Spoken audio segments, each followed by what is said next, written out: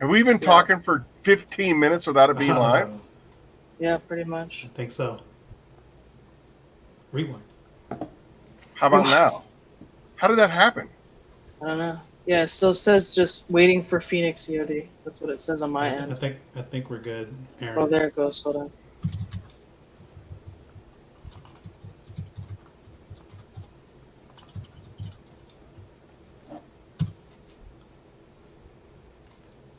Holy. It looks like we're live, Aaron. We goofed on this one. Oh my God. We've literally been talking. We're here, guys. We've been logging to each other for 16 minutes without being live. Oh my gosh. Where's our tech guy at? Eddie, where you at? We need IT support here. Ladies and gentlemen, I apologize. I have no idea why we weren't live. We've been talking for 60 minutes like we were live. Anyways, we are here. We're talking to Mike G.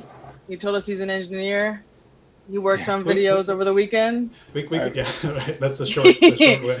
So we can start over. He's a subject matter expert. He teaches the young kids how to be engineers, and he was instrumental in fixing the Phoenix Hydra. Absolutely. That's hilarious. And what? Eileen. You need a drink. Eileen, what do you have? I need a minute. That's what we're here for. All right, Mike. So tell me this: what got you into detailing? Was it? I'm not even going to ask you what it was, but what got you into detailing? So actually I just recently shared this with Eddie because he was asking to collab on a video, and it actually started with my dad. So him waxing the cars on the weekends. Yeah, shout out to Dad. Yeah. And he would ask me, he's like, hey, why don't you come help me out and wax the car? And at the time I was like, okay, whatever. And then we started doing it more and more, and kind of just at that point was, all right, this is fun stuff. The cars look great because he always wanted the cars to look great. Right. He wanted to stand out a little bit, and he was using some cheap wax. I don't even know where he got that thing. It was some pink liquid in a bottle. I don't even know what brand that was. And after that, actually, when I first got my car, when I was 16, 17, somewhere in that range, I was doing the same thing. Yeah. And then when I ended up getting my Grand Prix in 1999, brand new, I was like, well, you know what? I want to step it up. I want to use some better products. And I was going to the local auto parts store because back then the online stuff wasn't a thing. As like it is today. And so I would just go over there, pick up some of the best things, and then I was doing a lot of hand polishing at the time because that was the way to do it. That was the way to do it. Yeah. And so I was just doing it that way, and then a couple years into that, because I was in college at the time, I started joining the forums, Auto Geek. I was on Auto Geekotopia, McGuire's Online, the Adams forum. I was just there. I was just trying to get knowledge and everything. And and I read a lot of articles from Mike Phillips on Auto Geek that I kind of just self-taught myself on machine polishing, and then from probably around 2003 or 4 is when I just started taking it more as more like an enthusiast, like real hardcore enthusiast. Yeah, you took it more serious. I took it more serious. And then I had a friend that I met at work, coworker, that he was really big into it as well because he had just purchased a C5 Corvette at the time. And I would go up to his place. He was up in the Palmdale area, California, so it's 2 hours from me. I'd drive out there. We would modify his car. He would put exhaust, sway bar, all that stuff, and then we would do the whole thing. Get his car ready for the car show. So we would do. Kind of just took on from like when I joined the forum world. That's when my mind was just. That's when it was. Eyes were open. Detailing. Just took me to a whole different level. And what made you decide, like, I'm going to take this thing that I love so much and that I'm really serious about into YouTube? So, I'm assuming that's where you went, right? You started on YouTube. Actually, no. I actually started on like I said, I started on the forum world. So I was an Auto Geek. So if you go on Auto Geek, type in the Goos, THEGUZ, you will see many write-ups that I had on there because I started there and I was just started asking questions like how to do this, how to do that. And then I was like, you know what, I really want to get myself known to do something. And then I started doing product reviews on AutoGeek. So I started doing it that way. And then, like I said, I don't even know when YouTube really became popular. But I always enjoyed writing those long posts on there, pictures showing, talking about my experience overall with it.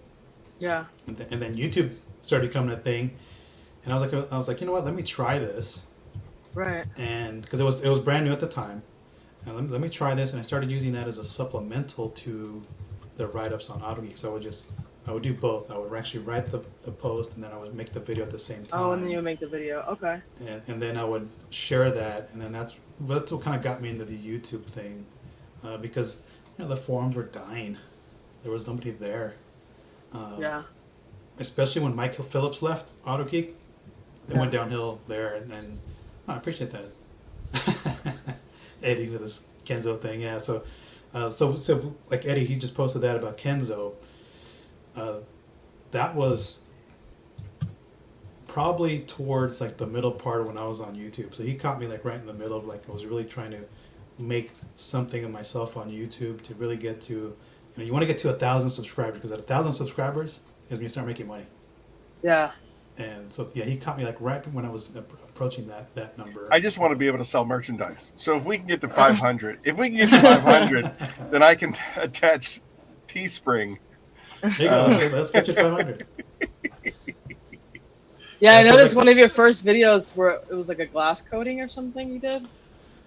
I mean, this is like 9 years ago, I think, is when I looked. It was probably the McKee's one that I was using at the time, because so when I was on the AutoGeek forum, I actually became really good friends with Nick Rudder over at McKee's. He actually started at AutoGeek, and then he reached out to me. He's like, "Hey, I want to send you some stuff," and he sent me a bunch of products, and so I was using that, and then he left to go pursue his thing with Bob McKee at McKee's 37, and I stayed in touch with him ever since. Yeah. And then Megan took over at AutoGeek, and Megan, if you've ever worked with Megan Poirier, now she's at Cars Candy. She is one of the most nicest human beings you will ever meet. Yeah. She's just amazing. She took care of any issues I had with orders. She would just send me stuff out of the blue. She goes, "Hey, I'm sending you this." So she's amazing. If you ever get a chance to meet her in person, I would. You'll talk to her for hours. I actually met her in person. Yeah. So she's great. So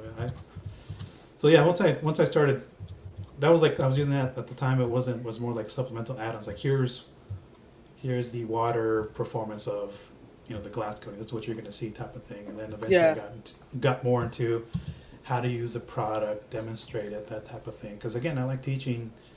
I like teaching people, and if they can take something away from the videos, I've done my job. Right.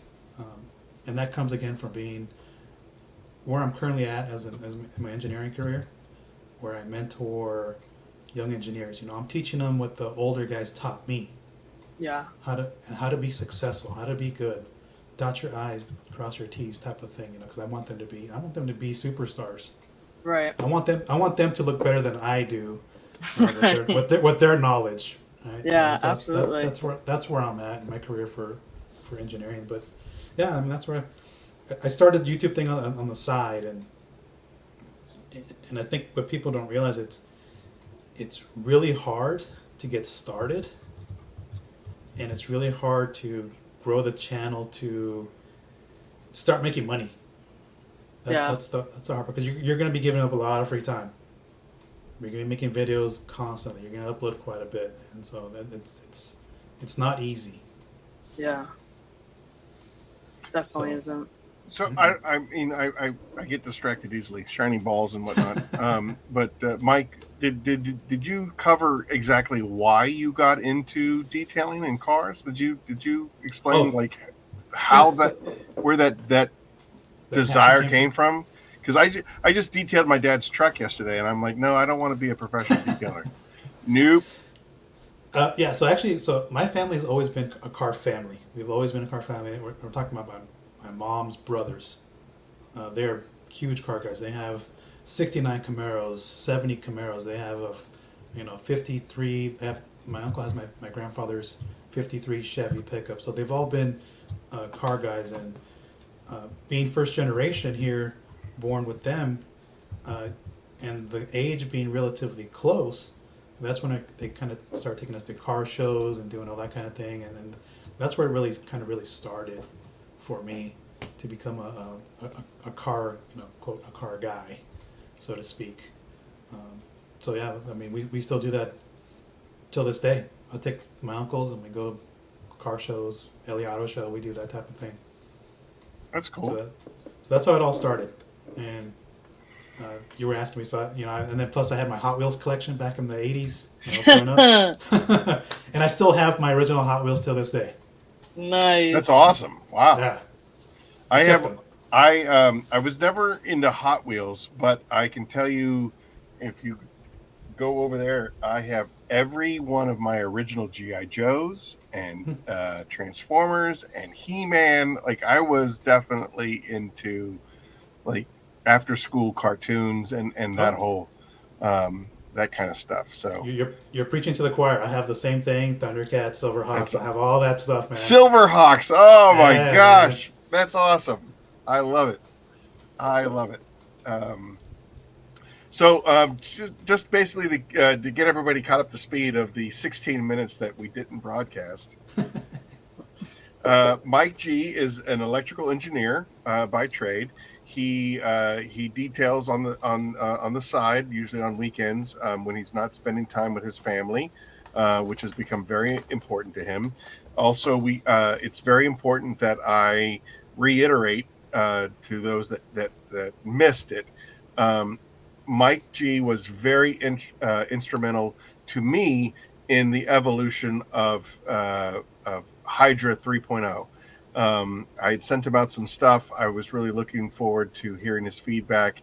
He gave constructive criticism, and he didn't knock 2.0, but he said, overall it's good, but it could be better with a few tweaks. And for somebody that I felt was not in the back pocket of another company, wasn't biased to another company, you can know that there's some influencers out there that are just kind of predisposed to liking certain brands over others. But I never got that impression from you. And now knowing your engineering background, which is again another reason why I lean so heavily on Titan Tim from Shine Your Light. He's also an engineer. The critiquing and the criticism that you guys give as engineers are much more factual and data driven versus emotional driven or bias driven. I think that you guys have a much better ability of separating, and giving a black and white opinion about stuff.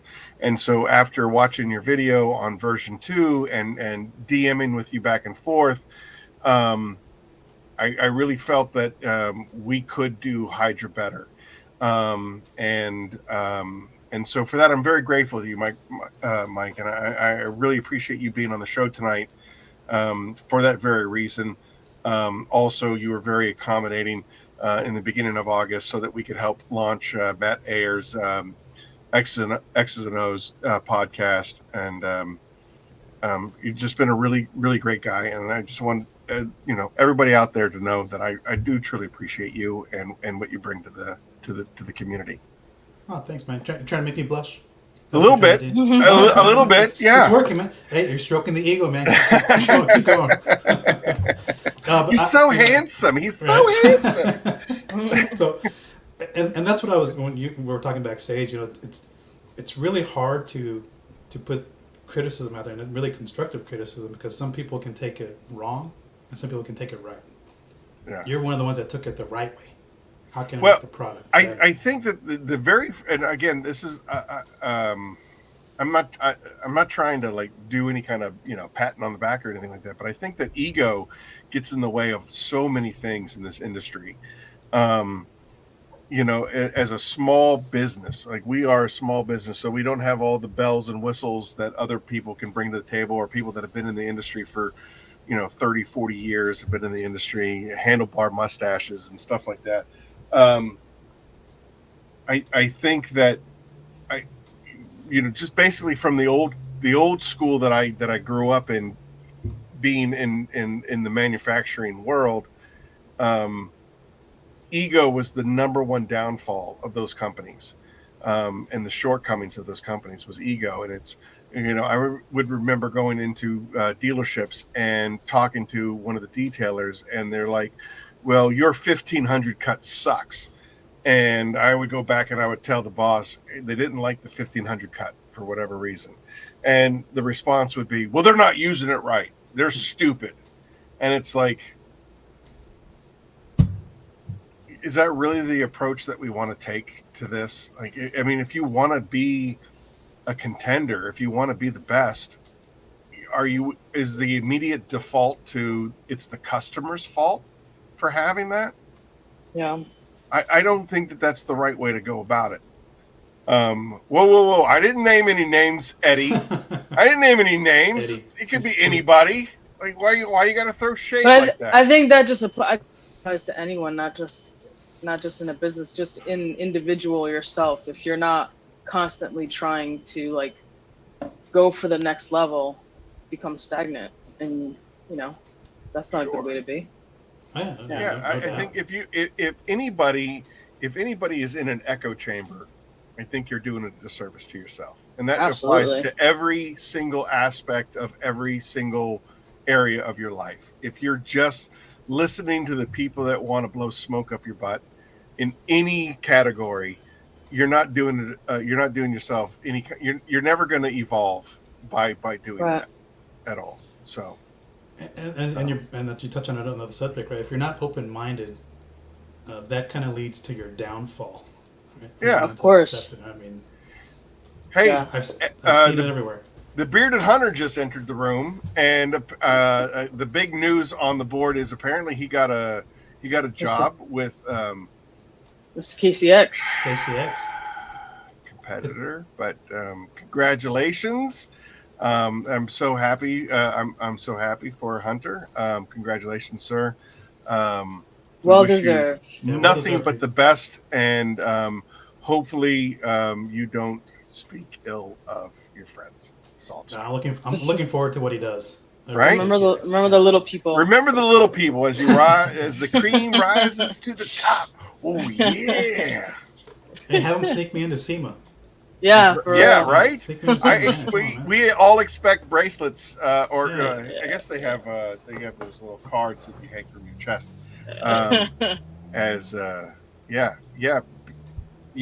Hunter, we saw you first, just for the record. Should have picked them Mike. up.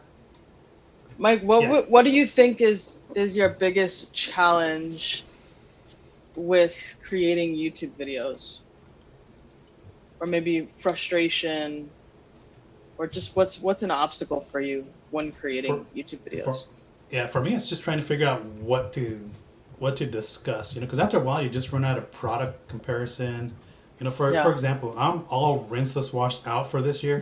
I'm like I have one more coming in, and I think after that, I'm done with rinseless washing for now. And it's like, what's the next subject I want to focus on that could capture the audience and engage them just as much as like rinseless washing. And rinseless washing is always a hot topic. It gets people talking. Yeah. But again, I'm rinseless washed out. But there's only so much you can do. Yeah. Yeah. I mean, especially now with like so many of them being like just as good as the next one. Like I think all of them are pretty good. I mean, it's really hard to, because I did top 3 earlier, like for like quarter 2 or something like that. I did top 3, and it's really hard to narrow down top 3 right now because there's so many good ones. And I was like, maybe I should do top 5, and eventually that's going to evolve. Like, you know what? They're all good. Yeah, buy them all. They're all good. Doesn't matter which one you buy. They're all good. Pretty much. And we're nitpicking now to try to distinguish which one is going to end up in that top spot. So that. At this point, it doesn't really, for me, in a rinseless wash category, it's like they're all, like I said, they're all good, and you can't go wrong with what's on the market right now. Right. Yeah.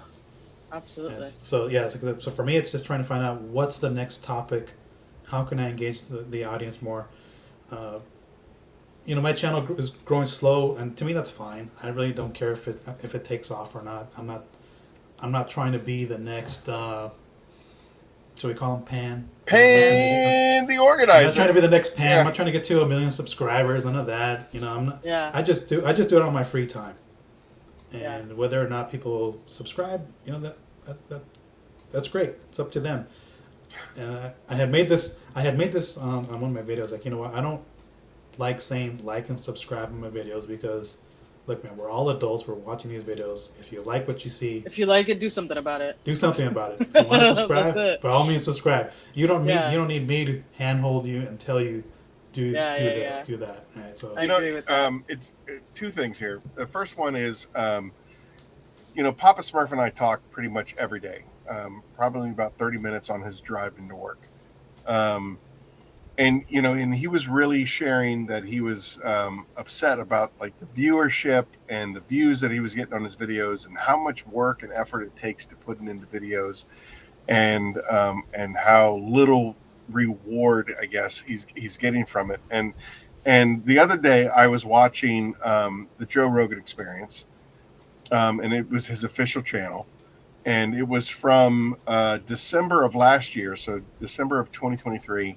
He had Russell Crowe on the show. And Russell Crowe, I mean, the gladiator himself, he's a pretty big name. Joe Rogan has like 1.5 million subscribers. And the amount of likes that episode got was 6,000. And so I did a quick calculation, and it was 0.038% of the people that subscribed to his channel liked that episode. I sent that to him as an encouragement that, dude, we only have I think I have 300 subscribers. He's got like 5,000 subscribers. You got a guy with 1.5 million subscribers and he's getting 6,000, thumbs ups. Like, just do it because you love it, not because you're looking to, you're I don't think that you should find, some sort of validation from the amount of likes and views that you get. I think that we here in this community, it's always been about sharing information and learning and teaching and just talking to each other.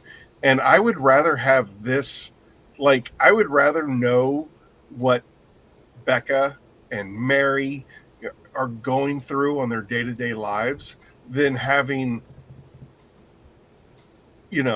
50,000 followers or subscribers that I don't have a relationship with. And I think that's what Curmudgeon's Corner is all about. It's just the ability to talk to each other, to support each other, and really to just kind of uplift each other and share information. Hey, this worked for me, or hey, this didn't work for me.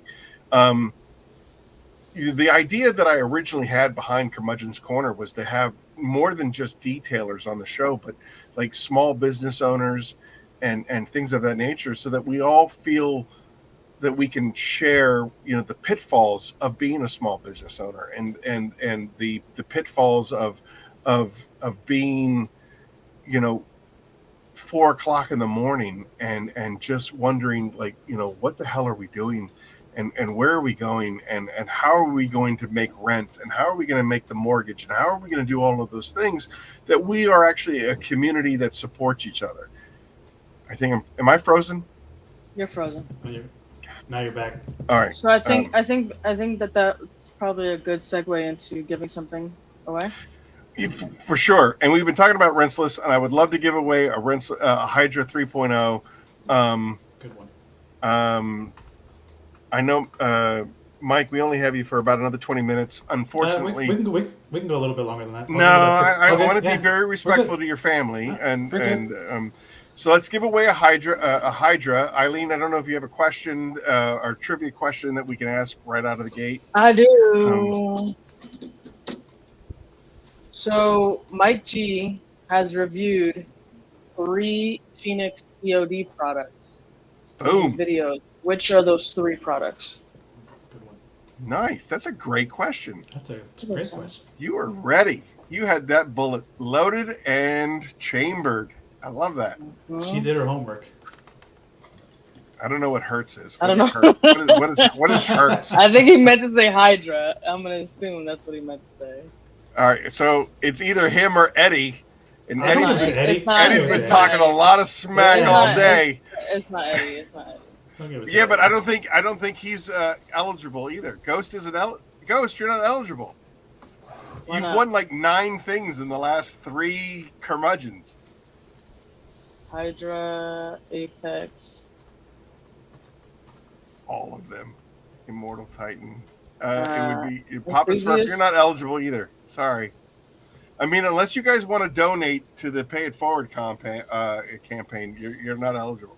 Papa Smurf's not eligible.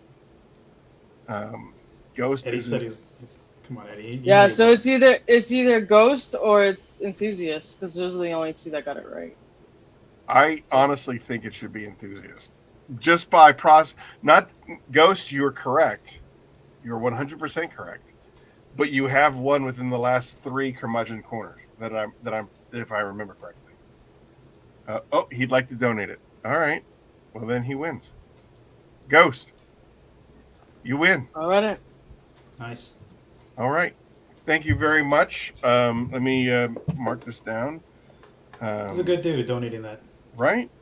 Yeah. Let me just tell you, the amount of support that we have gotten for the Pay It Forward campaign, and for those of you that are just listening or just tuning in or are new to the show, every year we do a Pay It Forwards campaign where basically we receive all these donations, and then we accept nominations to people that might need a leg up or just some support around the holidays.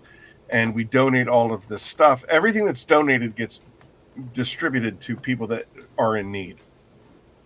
And we have gotten such a great outpour. I want to say between Eddie and Humberto, they have made Curmudgeon's Corner Pay It Forward campaign, or the Rise from the Ashes Pay It Forward campaign 2024, the most exciting campaign that we've done to date. Humberto has donated a ton of stuff. Eddie has donated a polisher, a brand new polisher, to the campaign.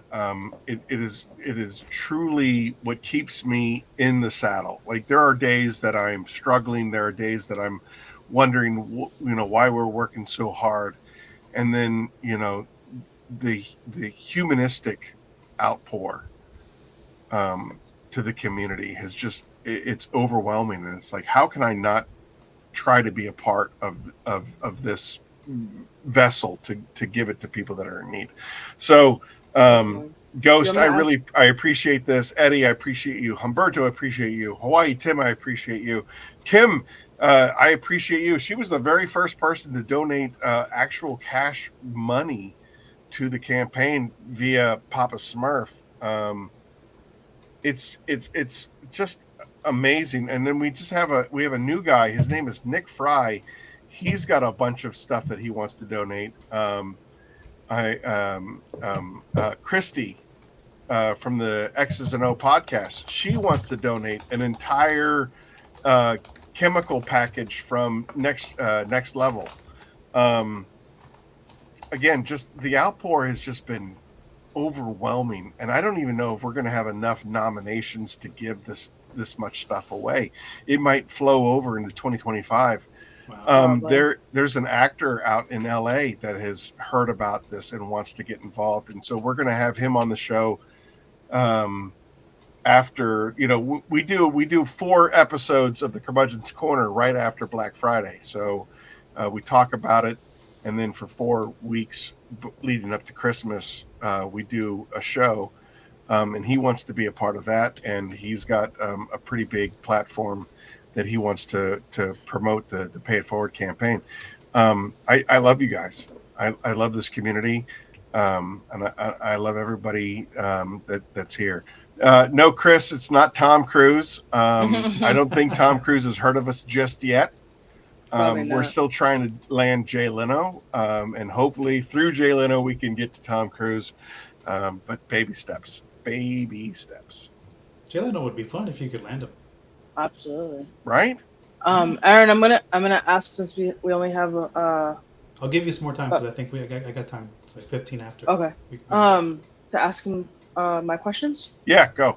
Shoot. Okay. All right. Rapid fire. These may or may not apply to your situation because they're kind of geared more towards like detailer business, everyday type stuff. But let me know what you think. So, a tool that you bought that you feel now you could have waited or never purchased at all.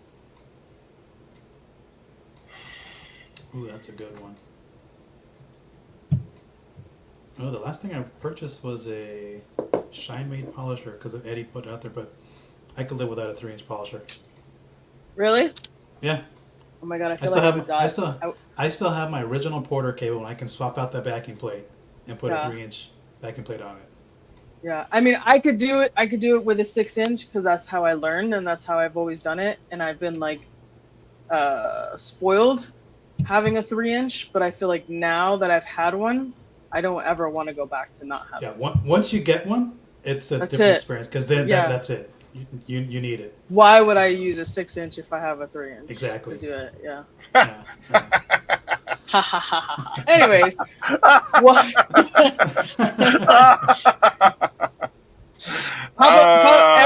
Eric knows about the 3-inch life. He knows about it. What's one thing you have in your arsenal that if it was missing on your next detail, you would struggle or kick yourself for not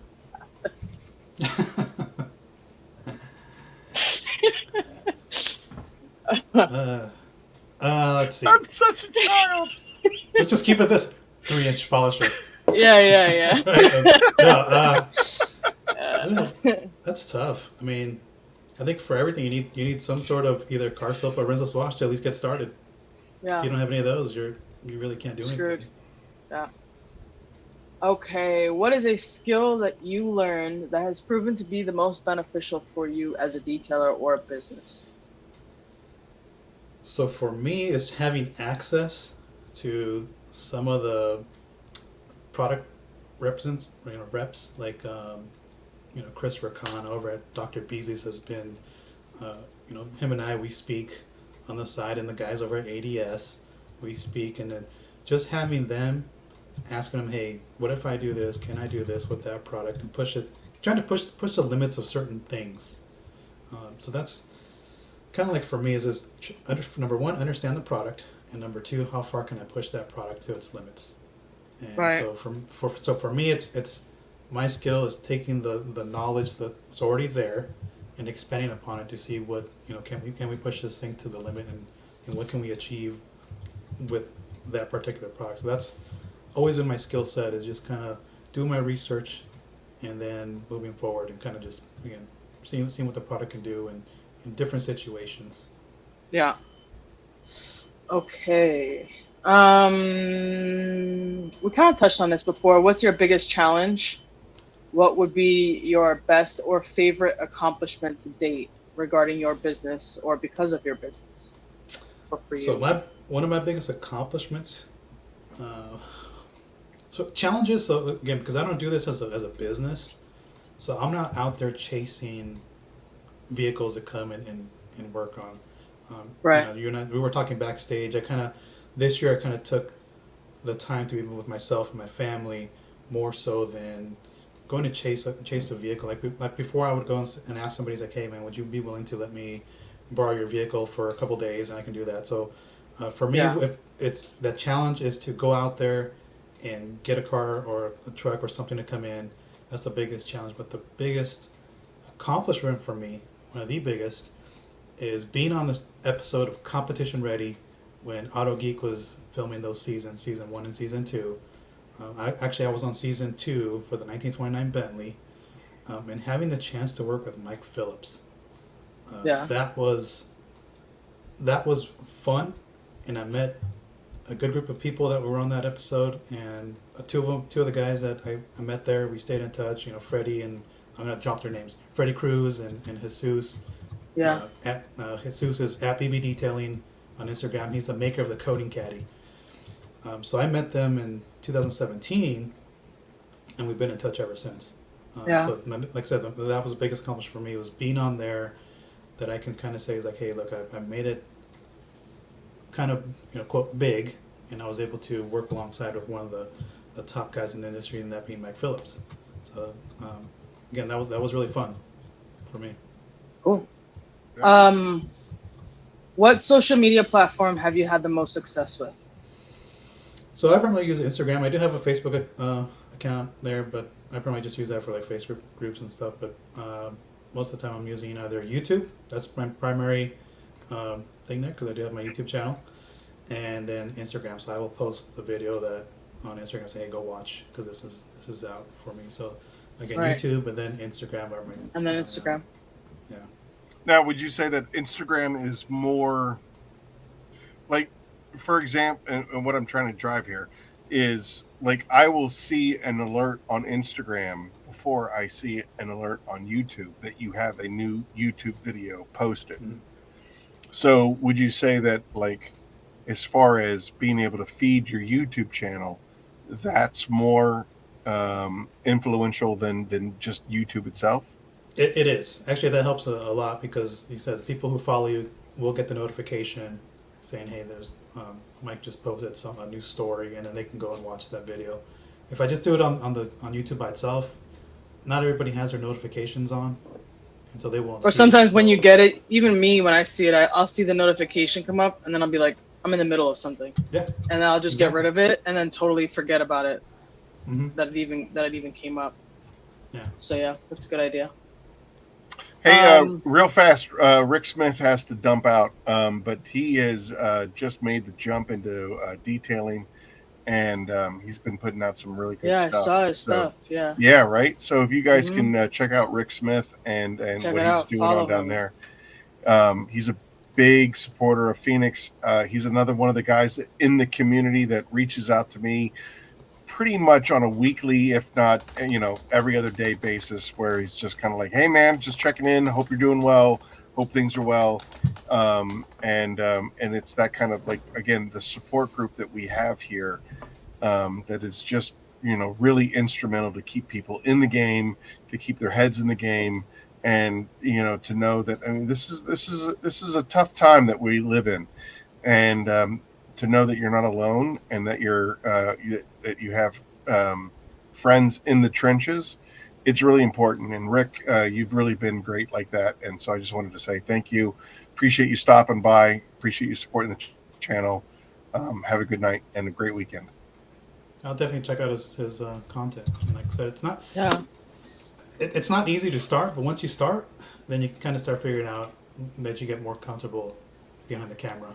And, Yeah, I have hours and hours. I mean, probably at this point, hundreds of hours of footage of, like, going up to Apex Auto Detailing, and Brian and I working on a product review, or an instructional, and I am so intimidated by the editing process, or putting something out there that people are going to really criticize, especially when I'm doing something detailed oriented, and Brian will go, don't do it like that, they will destroy you.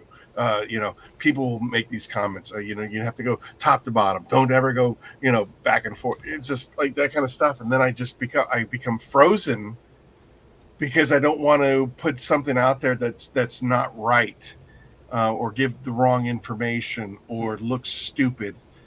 And Papa Smurf, again, he's been one of those guys that's just like, just do it, you'll get better. Look at my first video. My first video was silly, and da da da da. I don't know. I just get hung up on the whole. At some point I was like, Eileen, I just want to pass everything over to you. You can edit it, send it back to me, and then I'll take all the credit. That'll be awesome. Mike, do you feel like you do that, where you, like, when you're recording a video, you have that in the back of your head where you're thinking, like, what whatever I'm recording, is this something that someone's gonna give me hate for in the comments, or are they gonna look at it with a fine tooth comb, or like, do you ever have that where you sit there and think about it? I You're do, just like, and I got to the point where I don't care. yeah, you I don't can't. care because you can't please everybody. You Yeah. literally can't. But I had want Someone- to. But I want to. Someone is the golden retriever over here. Someone will always find something wrong Always. with what I you're had- doing.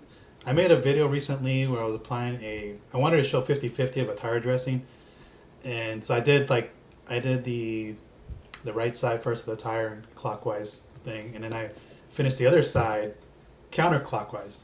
And that comment on there is like, oh, you're supposed to apply clockwise. That's the best way to apply a tire dressing. I was like, what if you're left-handed and clockwise is not your natural rotation?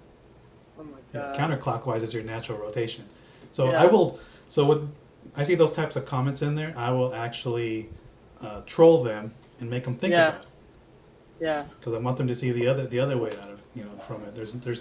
There's no right way to do things, and there's always different ways. You'll get there eventually, whether it's the wrong way or the right And way. that's the thing is, when I first started working for the old company, and going to all the different dealerships, and I mean literally dealing with hundreds of different detailers, the very first thing that I learned is that no two detailers detail the same way, Exactly. and that you have to do what works for you.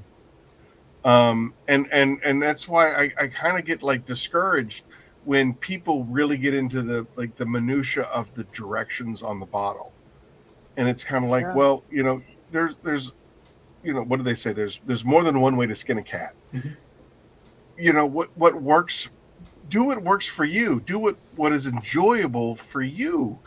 Like, we try to make a versatile product so that you can use it in 100 different ways. But my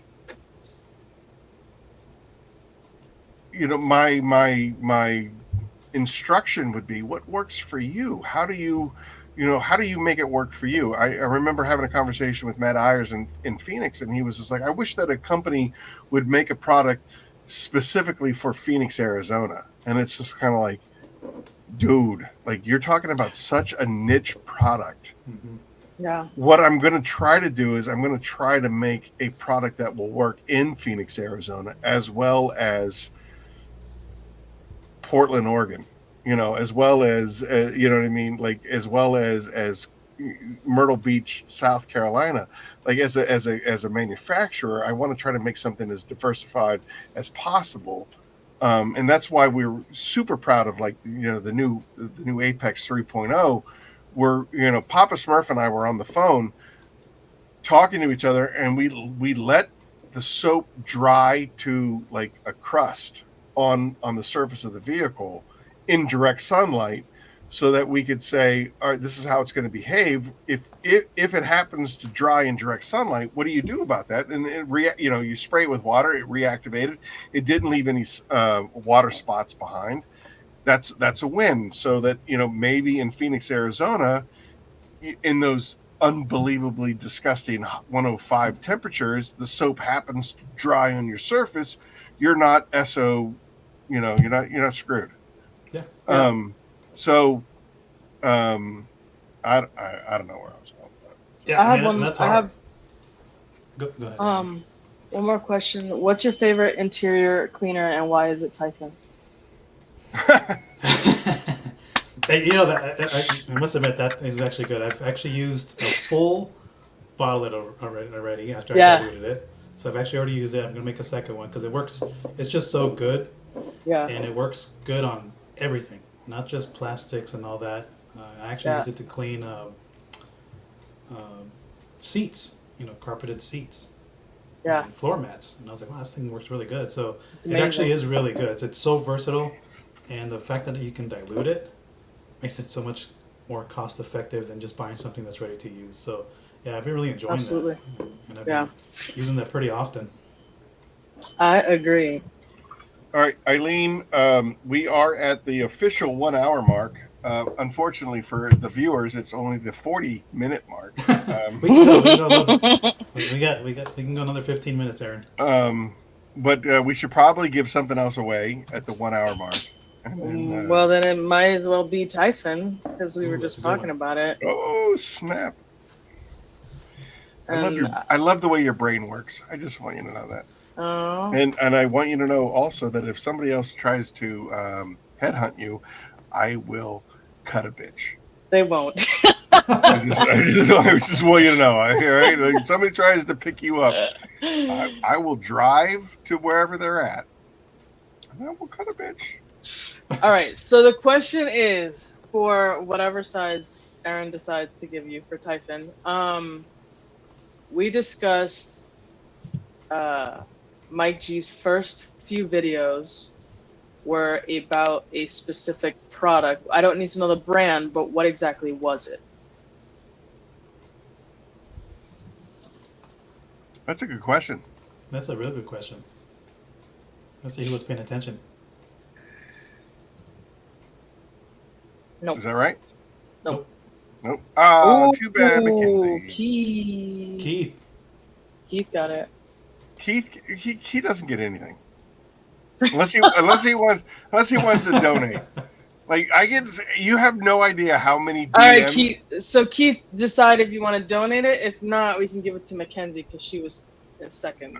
Correct. I'm just saying, like, I get so many DMs where it's like, these like 1 or 2 or 3 people win everything. It's not fair, and I'm like, we do have a policy in place that you can only win like once per 3 months or something like that. She wants Keith to have it. I know, but Keith can't have it, so he has to donate it or give it to Mackenzie. Let's donate There you it to Mackenzie. Donate it to Mackenzie. That is so. That is so. There it is. Workaround. I love that. That is so workaround. Nice. Yeah, Westcat, you can't win. Okay, the last real question, Mike, is how would you classify success? And for detailers, whether you're doing it as an enthusiast or you're doing it as a full-time business or whatever, we all have different definitions of success. What is yours?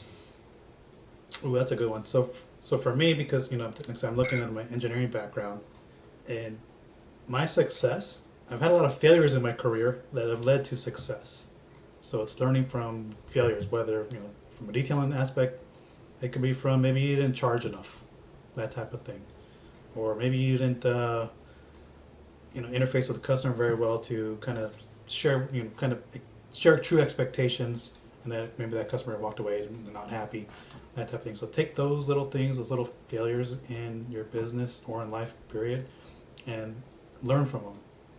And just know that if you're having a rough time, it's a short period in your life, and eventually, again, you'll move on and be successful with whatever led to that initial failure point. So again, I learned from my engineering degree that where I'm at now, 23 years later, and where I started from as a young engineer, I was like, how did I make it this far? And then I look back and I say, wow, I failed so many times, and look where I'm at.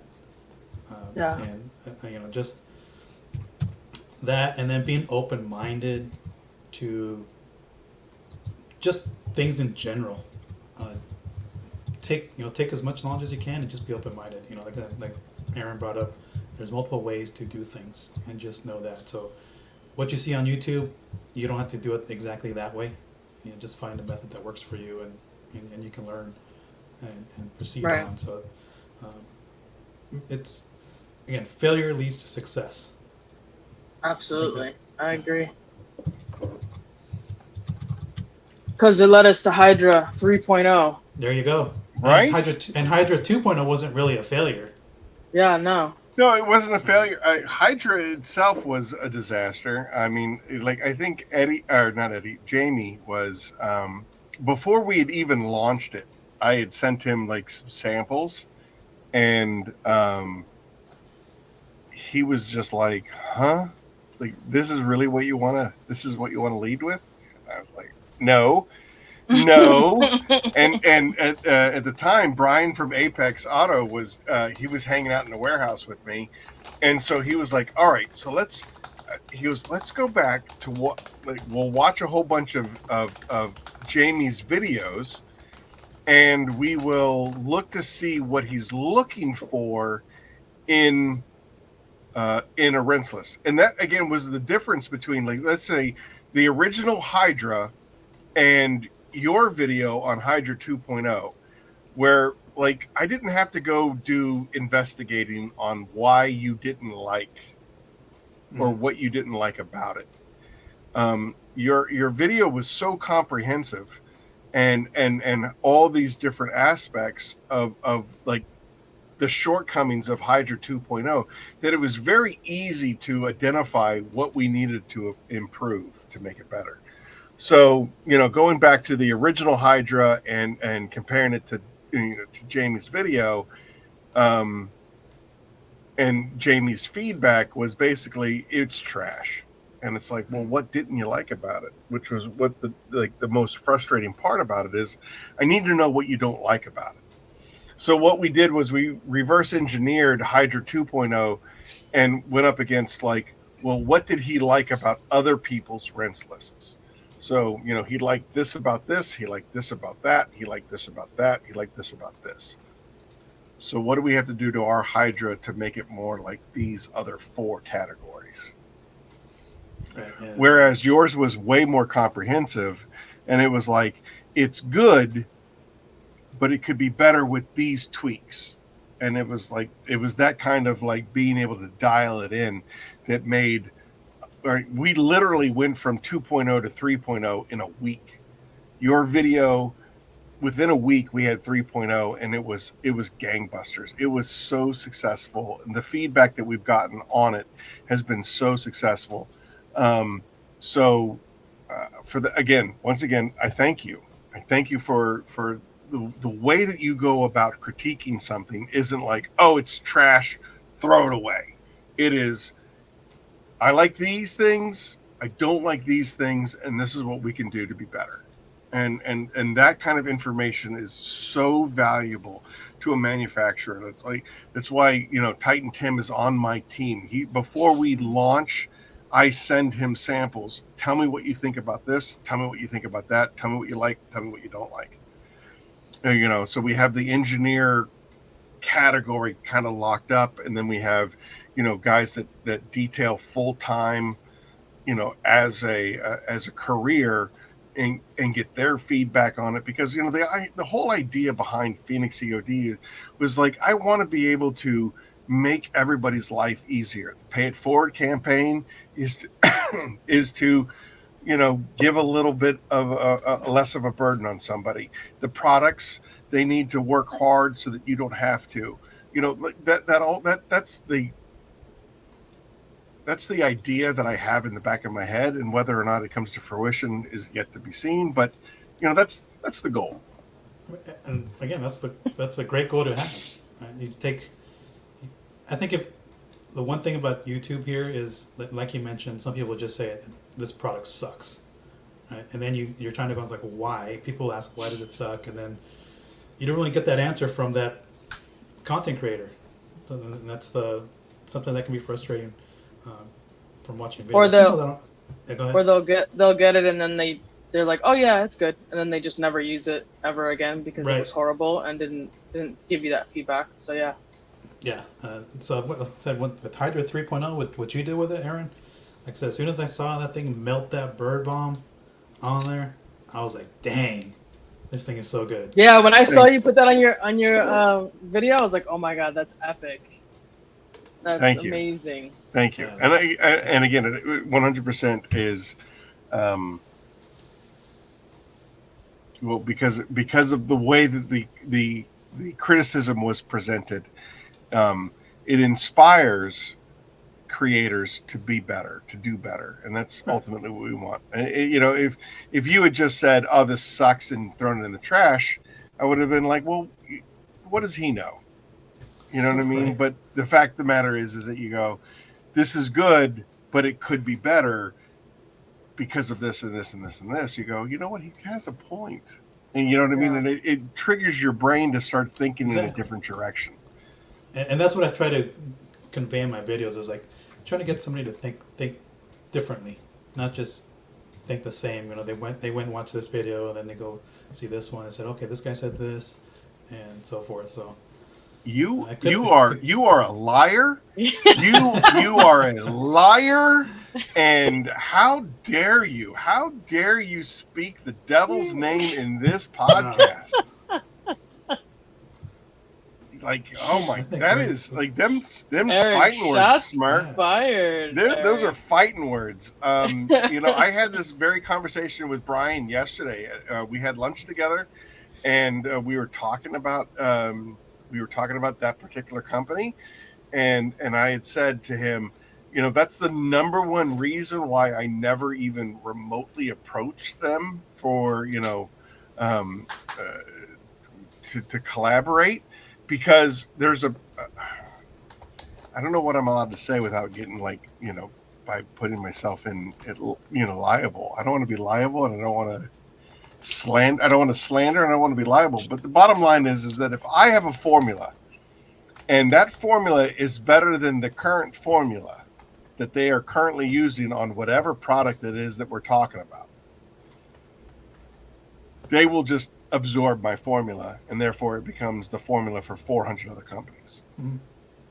So I stay away from them with a bazillion yard foot pole, because I don't want, I would loathe for Papa Cut to become, the norm of a diminishing compound. Like, you can reverse engineer, and it's possible to reverse engineer, and by all means go nuts and try to reverse engineer, Papa Cut or Fabulous Finishing Polish or Gloss and Wax. Go ahead. But it's not going to be the same. It's not. It's going to be close, but it won't be the same. And so you really have to go into these kind of agreements and these non-disclosures and things of that nature with a trustworthy company, especially when it comes to blending. Having somebody else blend your products for you. I have the recipe for the cake, but I need to know beyond a doubt that that cake recipe is my cake recipe, and you can make as many different cakes as you want, but this one is mine. And if you start mass producing it for other people, I'll sue you into the dirt. But You didn't want Hydra to be distributed everywhere? With not different particularly. names? No. I mean, wait. Let me rephrase that. Yes, I want Hydra to be distributed everywhere, but I As want a But Phoenix me under to be but the under only your, source of it. Yeah. Yes. yeah, and that purpose, yeah, to put it that way. Yeah. Yeah, It's Hydra good. I mean, is I like the insanely fact that good. you own your own formulas and your own products there that you have blend. Yeah. Well, I mean, I spent. I get it now. I get the conversation. So when I was working at the old company, I had said, we can do it better. We can do differently. We can find our own chemist, and we can make our own stuff, and we can do it better. And the answer was always, no, it's too hard. It's too expensive. There's too many, um, there's too many moving parts to pull something like that off. You're just better off staying in the herd. And ultimately, that's where the E.O.D. whole thing came from. The E.O.D. was the evolve or die. I was like, we could do something better. We can do something better. Mm-hmm. And so when I decided to step out and do my own thing, I did that exact thing. I did everything that I was told that you shouldn't do. I did, and I understand why now, because it's expensive. It is brutally expensive. I mean, you're talking about when you have a chemist on retainer, you're looking at like $30,000 a month. Mm-hmm. A month. Yeah. To have a chemist on retainer. And so yeah, I get that there's an expense to it, and I get that there is there's uncertainty to it, but at the same time, from where I sit, I think it's worth it. If I mean, if we can survive, and we get the name out there, and we get, the worst comment that I can have is, "Oh, I've never heard of Phoenix before. I should check them out." That's the worst comment, because I mean, you could have the best products in the universe, but if nobody's ever heard of you, it doesn't matter, right? So, um, Have you but gotten to I'm the point? Let me ask you this on a yeah. personal. Once you're done, I'll let you go. No, go Finish ahead. your thought. Have you gotten to the point where you've broken even with all the investment that you put into the Phoenix E.O.D. brand? It's a great question. Um, Probably not. I know that year two, so that would be 2022. According to my accountant, I averaged a negative $800 a month income. My income was negative $800 a month in 2022. And I'm really good friends with Christian from BioBombs. He's BioBombs has been around for about 7 years, and he's just now really taken off. Like, he's like, this has been my year, and I am so grateful to him for his tutelage, for his inside business understanding about stuff. Um, and that's the number one reason why small businesses die within 4 years, is because you could have the greatest product in the universe, but you just don't have the capital to hang on for more than 4 years. It's just like, we're doing everything right. The product that we're selling is perfect, and we just can't turn the hump, and then all of a sudden their capital is completely out. I've aligned myself with really, really good investors that have understood the name of the game, that have given me a lot of leeway and support. Um, it's a difficult question to answer, of whether or not, we're in the black finally, because for whatever, I mean, this is an election year.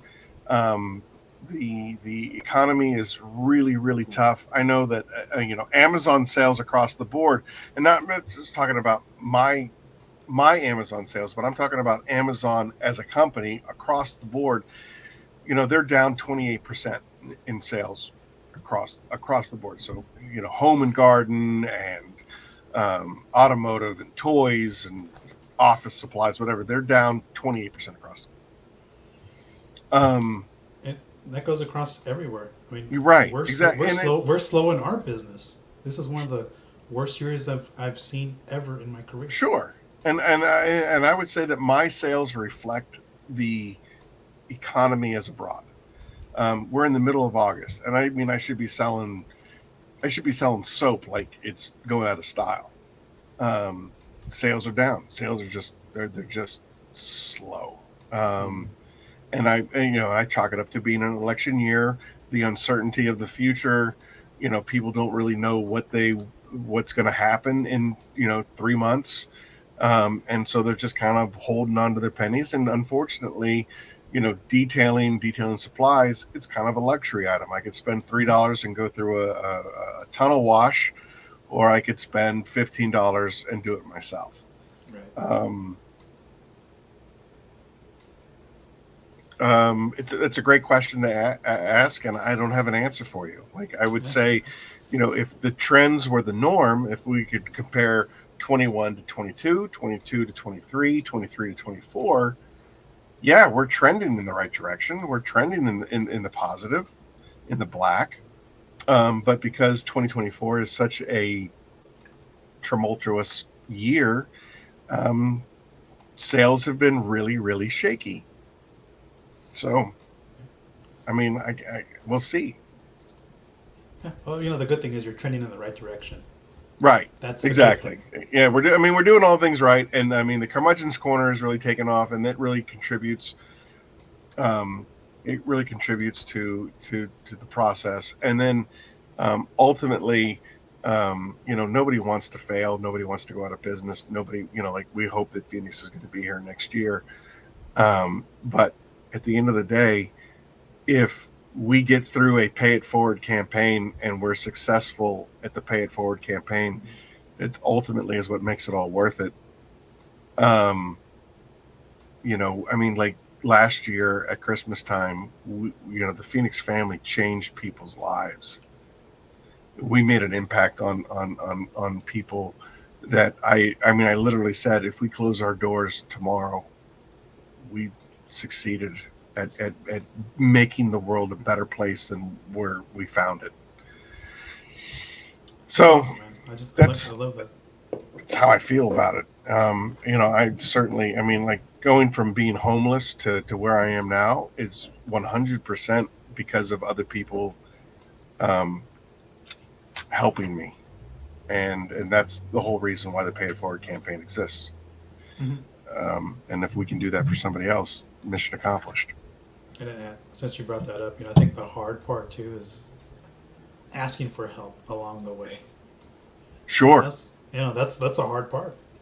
it's very hard. It's very hard. It is very hard to humble yourself. It's Mm-hmm. embarrassing. It is. There's a thousand things that go into why people don't ask for help. Um, and after you drop off, and I do really appreciate you being here 20 minutes longer Yeah, than no problem. you had signed on for.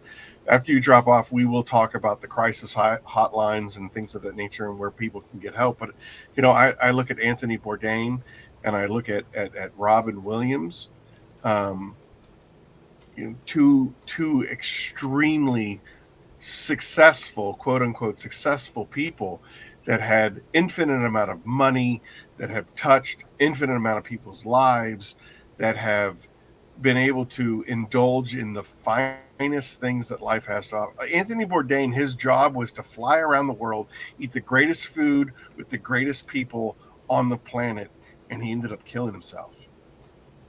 And Dave Chappelle, he did one of his stand-ups, he opened with that, and he was like, if that happened to Anthony Bourdain, what chance do I have? Mm. Right. And that haunts me on a daily basis. It really does. Where it's like so many people in this world are struggling, and these two predominant people that have been able to um, to tap into that 1% and still ended up on the end of a rope. Like, we need to do more to help people. I participate in the Valhalla campaign, which is 22 veterans a day killed themselves. um, I think it's important that we have this community. Curmudgeon's Corner could be that community where we can talk to each other, that we can support each other. I know there are at least 5 people in this chat right now that reach out to me on a weekly basis just to check in to see how I'm doing. And I reach out to them to see how they're doing. I was really actually worried about Titan Tim. I hadn't seen him post in a while. And then he posted something, and I was like, thank God that you posted, because I hadn't heard from you and I was worried about you. Mm. um it's just that kind of community that I hope to be a part of. Raul, all of the 2.0 on the Apex is available. I'm pretty positive that the 3.0 of Apex, 3.0 of Hydra is available on Amazon. We've sent in a whole bunch of stuff recently. We let the inventory levels go to zero as far as gallons are concerned, and pretty much zero as far as pints are concerned. So it's hard when it comes to Amazon, because Amazon is their own monster, and they can shuffle inventory around, and they can say, oh, well, it's not selling in Maine, but it's selling over in Phoenix, Arizona. So we're going to take Maine's inventory and send it over to Phoenix, to supplement. So we tried to get inventory levels as low as possible before sending in new stuff. But if you let it go to zero, which we did on the gallons, you take a really big hit in rankings. So that means, like, you could be very popular week 1, you let your inventory go to zero. Next thing you know, you're ranked at 5,006. So we don't like to let our inventories go low grade. So the thing I would tell Raul is order it directly from the Phoenix E.O.D site and use Eileen 10. That's right. Look at you. You guys And are if you're on the West Coast, I would recommend that you order from imdetailedaf.com because you will get it in 2 days as opposed to ordering from Jersey and getting it next yeah, month. and not only that, but it's going to be a heck of a lot cheaper. Yep. It's going to be a heck of a lot cheaper from the West Coast. I honestly, if anybody is west of the Mississippi, you should probably reach out to Adrian. Adrian's awesome, and he ships super He's fast. such a good dude. Super fast. Yeah, and then of course, again, after you drop off, we'll have all of those. We'll have all of the distributors. Fab carries all of the Phoenix products, and he's great for all of that Midwest stuff. Titan Tim carries the products. He's great for Southeast America. And then again, Adrian runs. He's got the monopoly on the West Coast. Yeah, it's good. Yeah, he's not that far from me. He's like 2 hours south of me. So we're still trying to get together like a SoCal summit where we can all get together. Detail Doug, Christy, Matt from Phoenix said he'll come up. I'm sure we can drag Papa Smurf down from San Francisco to come on down there. Cat Guy, he's usually he's right there in Irvine. Again, that actor that I've been talking to, he's right there in Irvine as well. Eileen is in 29 Palms. We should have a really good tour de force if we can get like a little weekend summit. Let's make it happen and hang out and drink apple juice. Apple juice till the cows come home. Right? Yeah. I'll let you enjoy mine because I don't drink alcohol. Period. Okay, so you're full stop. Yep. All right. Yeah. I respect that. I'll drink my water. So I'll be right there with Eileen's you, the same way. We'll spike hers. Don't worry. I changed all that. When I was on the verge of turning 38, I changed my health habits because the doctor gave me a rude awakening. He's like, dude, if you keep going the path you're going, he goes, number one, diabetes runs in your family on both sides. So I ended up making a lifestyle change 7 years ago. Oh, congratulations! Yeah. DDPY. So I consider mine medication. I didn't want to go. So I didn't want to go on any sort of pill whatsoever. And so we didn't want to do any of that kind of stuff. So I actually cleaned my DDP yoga mat with Typhon. Get all that. Very cool. Yeah. You know what? I was just reminded. If you all could be a lamb and give us a little bit of love, that would be really, really, really cool. Smash the subscribe and like button. That would be fantastic. Again, I really want to sell. We have all these really cool monsters in the Phoenix lineup: the Hydra, the Kraken, the Furies. Peleus. These are like these really cool characters and monsters, and they would look fantastic on a t-shirt, but the only way we can get those on a t-shirt is if we can attach Teespring to the channel. Otherwise it's just so cost prohibitive that I'd never be able to do it. But if we can do that, I would love to get those t-shirts out there because they are so cool. The monsters are so much fun. I love working with my illustrators. This can't happen. You need to be front and center. There you go. Subscribe and like so that we can get the name out there and we get the t-shirts, the merch out there. I mean, imagine having the ginormous Kraken on a coffee mug. That'd be sweet. Right? Wouldn't that be cool to have? Oh, I would love that. Papa Smurf, thanks for coming out. Appreciate you.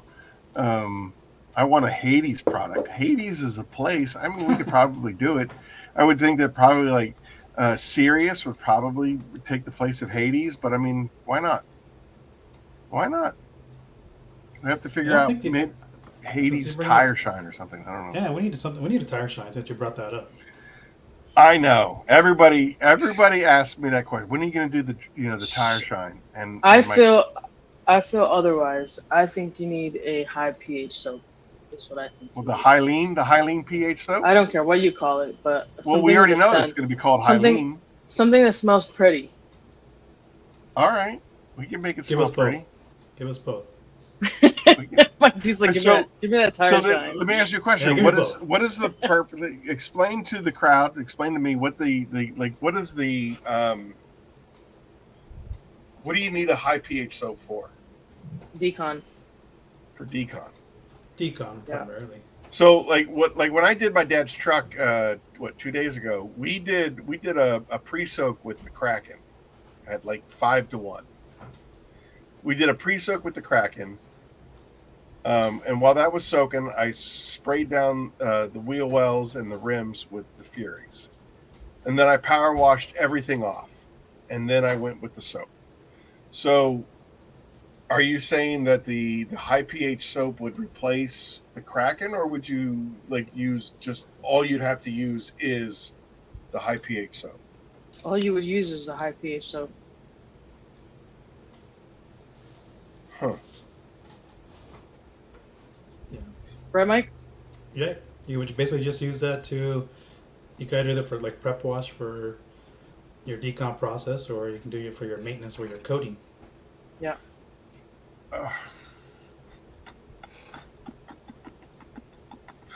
So you're saying that like the high pH soap would take the place of two other products, like two other steps. Like one step would take the place of two steps. It would take the step of probably cracking. Right? Yeah. You would still need the iron remover at some point in there. Right. So again, I'm going back to the question. So why would I want a high pH soap if I can pre-soak with the Kraken? I've never used Kraken, so I don't know how that does in terms of like say my coating is clogged up. Right. You know, how well does Kraken work to unclog that coating for the pre-rinse part of it? Well, Right. you can answer that question as soon as I send it to you, which will be Or on how well Monday. how well would it strip the paint? Like for me, that's what I would use it for is to prep for a coating. Right now, what I use Apex and Dawn, because Dawn helps with cutting through anything that's on the paint right now on the surface itself. All But right, instead of using that, I could use a high pH soap. Yeah, Eileen, again, this is one of the very many thousands of reasons of why I brought you into the show, because of your profession and your experience. This is the way that I did my dad's truck yesterday. This is the way that I did, my stepson's car a couple of months ago. So we did the pre-soak with the Kraken, and used a foamer to foam the whole vehicle with the Kraken. Then I used the trigger sprayer for the Furies on the wheel wells. And then I had a 5-1 bucket of Kraken as my wheel cleaner. And I have a wheel brush, a wheel woolly, and all that stuff. And I clean the wheels, each one all around. And then I power wash the whole thing clean. Right? Mm-hmm. So that's the first step. And then I use the IK Pro 12 to foam the entire vehicle with soap. Mm-hmm. And then I also have another bucket where I have, the basically 1 ounce to 5 ounces of, or 1 ounce to 5 gallons of water with the Apex soap. And I do a contact wash with that. And as I'm doing the contact wash, Brian teaches you to feel the rough spots. So you don't have to clay the entire car. You just have to clay the rough spots. So then I use that same dilution of soapy water to clay and I use a mother's clay sponge so it retains all that liquid and lubricity. So then I clay those problem spots. And then I power wash the whole thing. Right? And then from that point, that's when I go to the paint correction. So whatever you need to get whatever problem the paint correction is, whether you need to go as heavy as Papa Cut with a cutting with a cutting pad, or like say Fabulous Finishing Polish with a 50/50. So, sorry, By all means. you had more thoughts there, and I just cut you off. So No, that's fine. That's my process so far. We can pick up after that. Mike, also, I want to be very conscientious of your time. You're at you're at 1:30. We're still good. We're still good. So we're gonna get into a heavy debate right now, so I just want to make sure you have you're good with time. I'm curious. Again, you're the professionals, and So my reasoning behind using a soap versus Kraken is I'm working in outside environments. Right. I can't just put Kraken on the surface and think that it's going to do its thing. I have to eat off. So the purpose of having a soap that I can foam on is that it can sit on the surface for a little longer and do what it's supposed to do, which is break down anything that's on the surface, and it can do it for a longer period of time than applying Kraken, where I have to literally put it on and then rinse it immediately off. Okay. That's the thought process behind having a high pH soap versus just using an APC. Okay. Yeah, so the environment's dictating what she's looking for. Definitely. I can see how that would definitely make the difference, because like I definitely had a lot more playtime. I think it was like the high was like 75, 78, and wonderful humid New Jersey, whereas you're getting hammered. So yeah, I could see how that would Exodus, that's what I'm saying is that I was able to foam the Kraken using my foam cannon, my pump sprayer. I was able to foam the Kraken all over the vehicle. So like I was just kind of feeling like I was just kind of. I think it's just dwell time, right? Just dwell time is. Sure, you definitely would have a lot more dwell time because it's a lot more water involved. Mm-hmm. Sure. Yeah. I mean, that makes sense. And again, like I said, when I do it with Apex and Dawn is in there to help do that job for me, which is break down whatever's on the surface, minerals or grime, film, grease, whatever could be on it. So it's like squeaky clean, stripped. So essentially, that's what the high pH soap would be doing instead of using what I'm using. All right. I mean, it's definitely that's also pretty achievable. Like, making if I were to put a higher pH in the, the cool thing about Apex being as so neutral as it is, it's very easy to add stuff that you would need to do that kind of stuff. So you could add a scent, no problem. We could add pH, no problem. So would adding Kraken to Apex be a solution? Yeah, you could do that too, I think. Yeah, but she wants it to smell pretty. And I don't think Kraken doesn't really smell pretty. Kraken smells like it's ready to do some Kraken is Kraken is ready to absolutely. Crack. Yeah. But I mean, you could definitely do it. I think like Amir is saying, do it at a higher dilution rate. So not 5-1, but like a little higher. So it's not so full force. Because essentially that's what you're creating. Okay, so here's the other question. We all we're in the understanding that anything over pH 12 can potentially damage a coating. So when you're looking for a high pH soap, where do you want that pH to fall? And remember, the more water that you add, the closer you're going to get to neutral. So when you're doing Kraken, right? If you're doing Kraken at full strength, it's like insane. 14. It's like 14 plus at full strength. Yeah.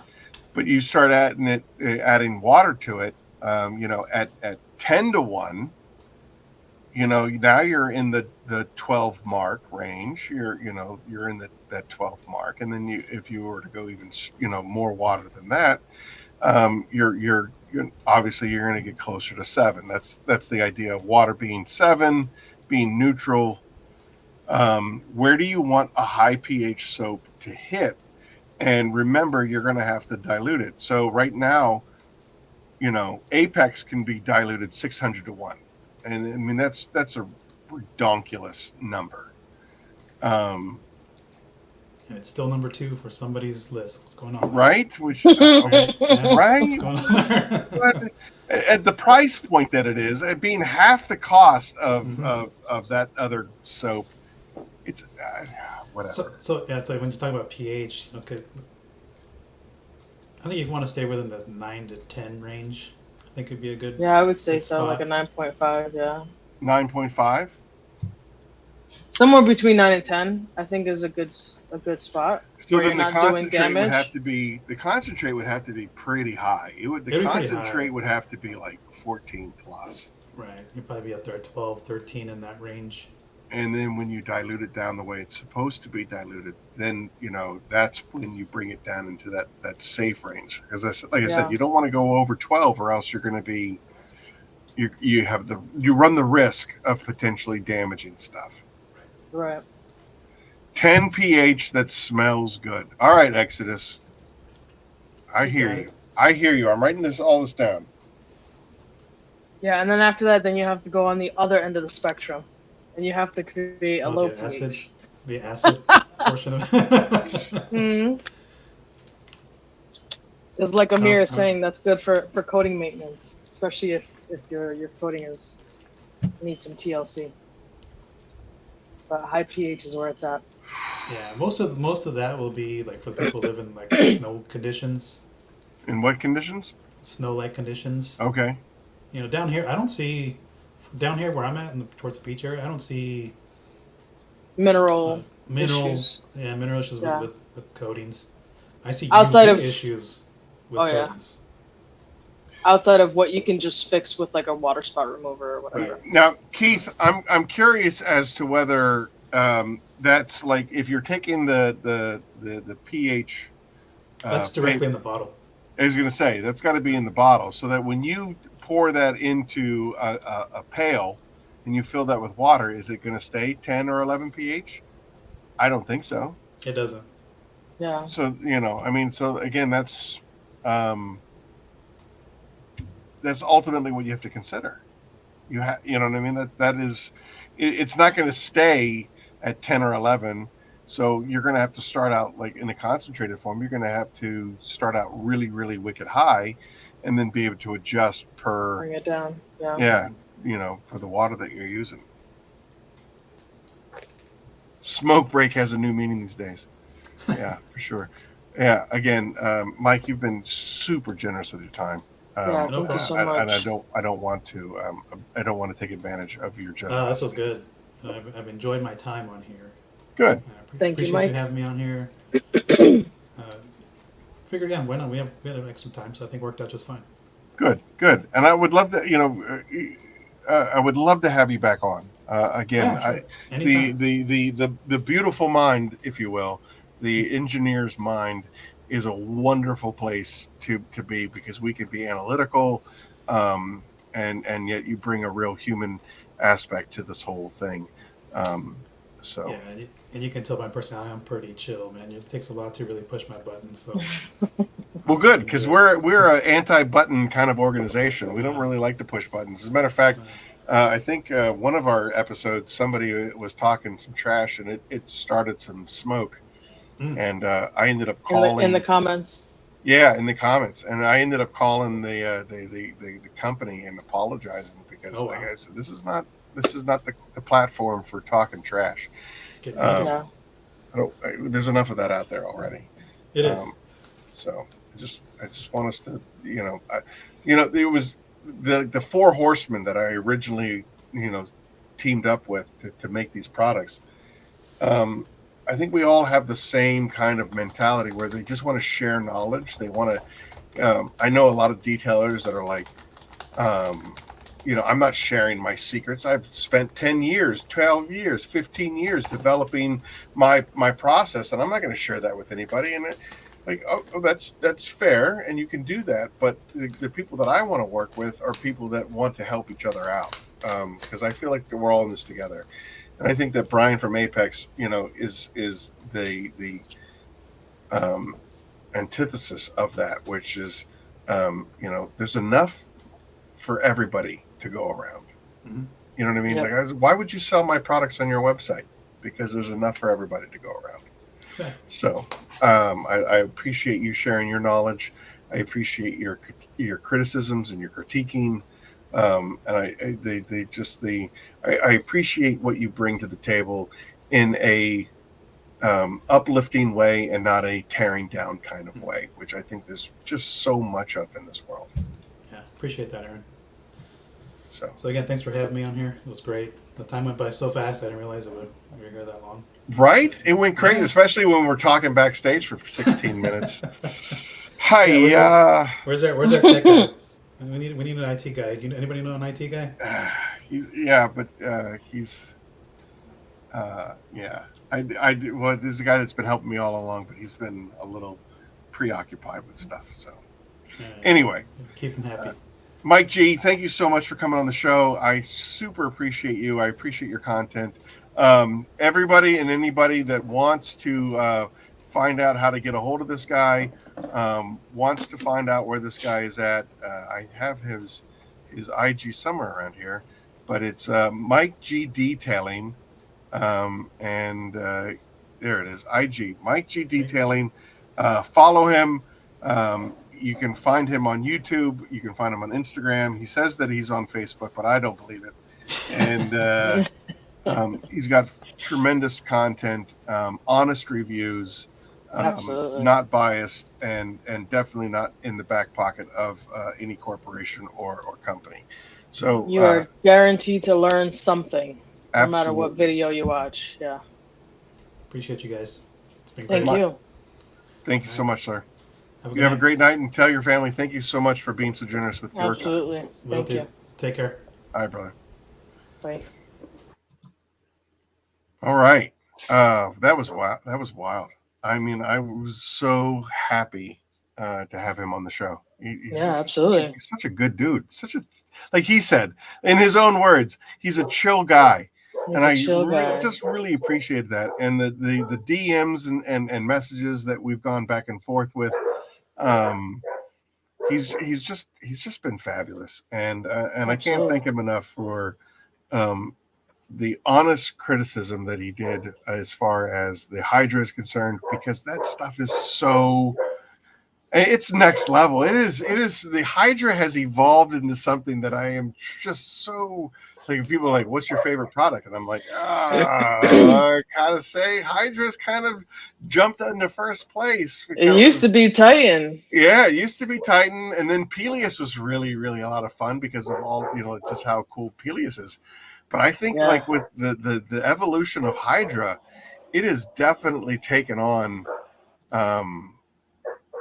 center stage, if you ask me. I was thoroughly surprised with it. I used it on my vehicle and I used it on 2 other vehicles, and yeah, it's phenomenal. The way it just cuts through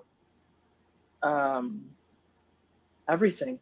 Just I use it in the pump sprayer, let it sit on the car for a little bit because I use distilled water. Yeah. I let it sit on the car for a little bit, and it just broke down everything that was on, especially on the hood. Just gone. Yeah, Amazing.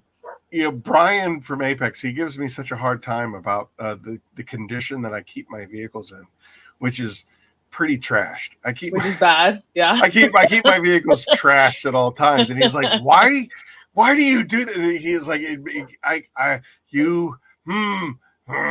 why? And I go, for this very reason. Like, so I did this video on the Hydra, and it had all this pollen and crud in the door jamb, and I was able to take that Hydra, and I have the video of it again. My editing and posting is just absolutely horrible. Can you just send it to me so I could do stuff with it? Would you mind? No, of course not. Why You would are I the ever best. mind? You are just Dump it in the best. folder. But all right, I will do that. But I plunged the sponge into the Hydra wash, and then I just ran it across the door jamb, and in one pass, it was completely squeaky clean. And I mean, I was just like, what? That is ridiculous. It's so good. So good. Zero effort. It's ridiculous. Nothing. Yeah. Yeah, I've got some content from using it on my car that I want to post on YouTube. But yeah, I've got, you know, the hood, it's got all those little like pollen things and like stuff on it, and I literally just put it on there, let it sit for like 30 seconds, and just I like to use the double flip, wiped it right off. It came off, no problem. I didn't have to like mess around with it at all or anything, just came right off. Amazing. Awesome. I got a question for you. Do you encounter at all out there in SoCal? Do you encounter artillery fungus at all? No. Okay. I personally haven't seen it. I get that question a lot about, you know, what's the best approach to artillery fungus, and like how do you deal with it? Right now, my top recommendation is Kraken and a plastic razor. Yeah. But that's just basically from what I've read. High pH pre-soak and a plastic razor is the best approach to artillery fungus. But apparently, it's more of an East Coast thing. Yeah. It might be. I mean, I wouldn't doubt that Kraken. I mean, Kraken solves all my problems. I know you buy it by like the gallons and gallons and gallons and gallons. I have a 7-gallon drum in my garage that I mix a whole gallon of Kraken in there with distilled water, and it goes. I think I go through that 7-gallon jug. I think it takes me like a week and a half to go through it. But I also see like, you know, trashed pickup trucks and like muddy tires and bugs all over the place. So I use it like on everything. Artillery bird poop. That's awesome. Apparently we got to get, I think you and I need to get Phil on the program. We should. I mean, he's been on. I would love it. He's been on a couple of times. He came on for the birthday show, and he came on for like we were trying to hype up the Southern Detailers Conference, but I don't know if I've ever had him on just like the full as a guest.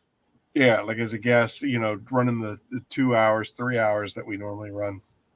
And again, since you've joined the team, Curmudgeon's Corner is a whole different monster, and it's so much better than it was when I was flying solo. So let's get Phil on. We should. You know what? That brings us to the next thing that you and I were talking about earlier this morning.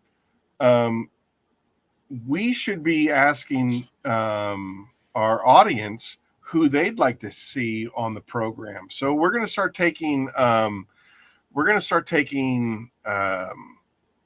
emails and ideas of, you know, we're getting to the point where we have a little bit of notoriety. People are starting to notice who we are and what we're doing.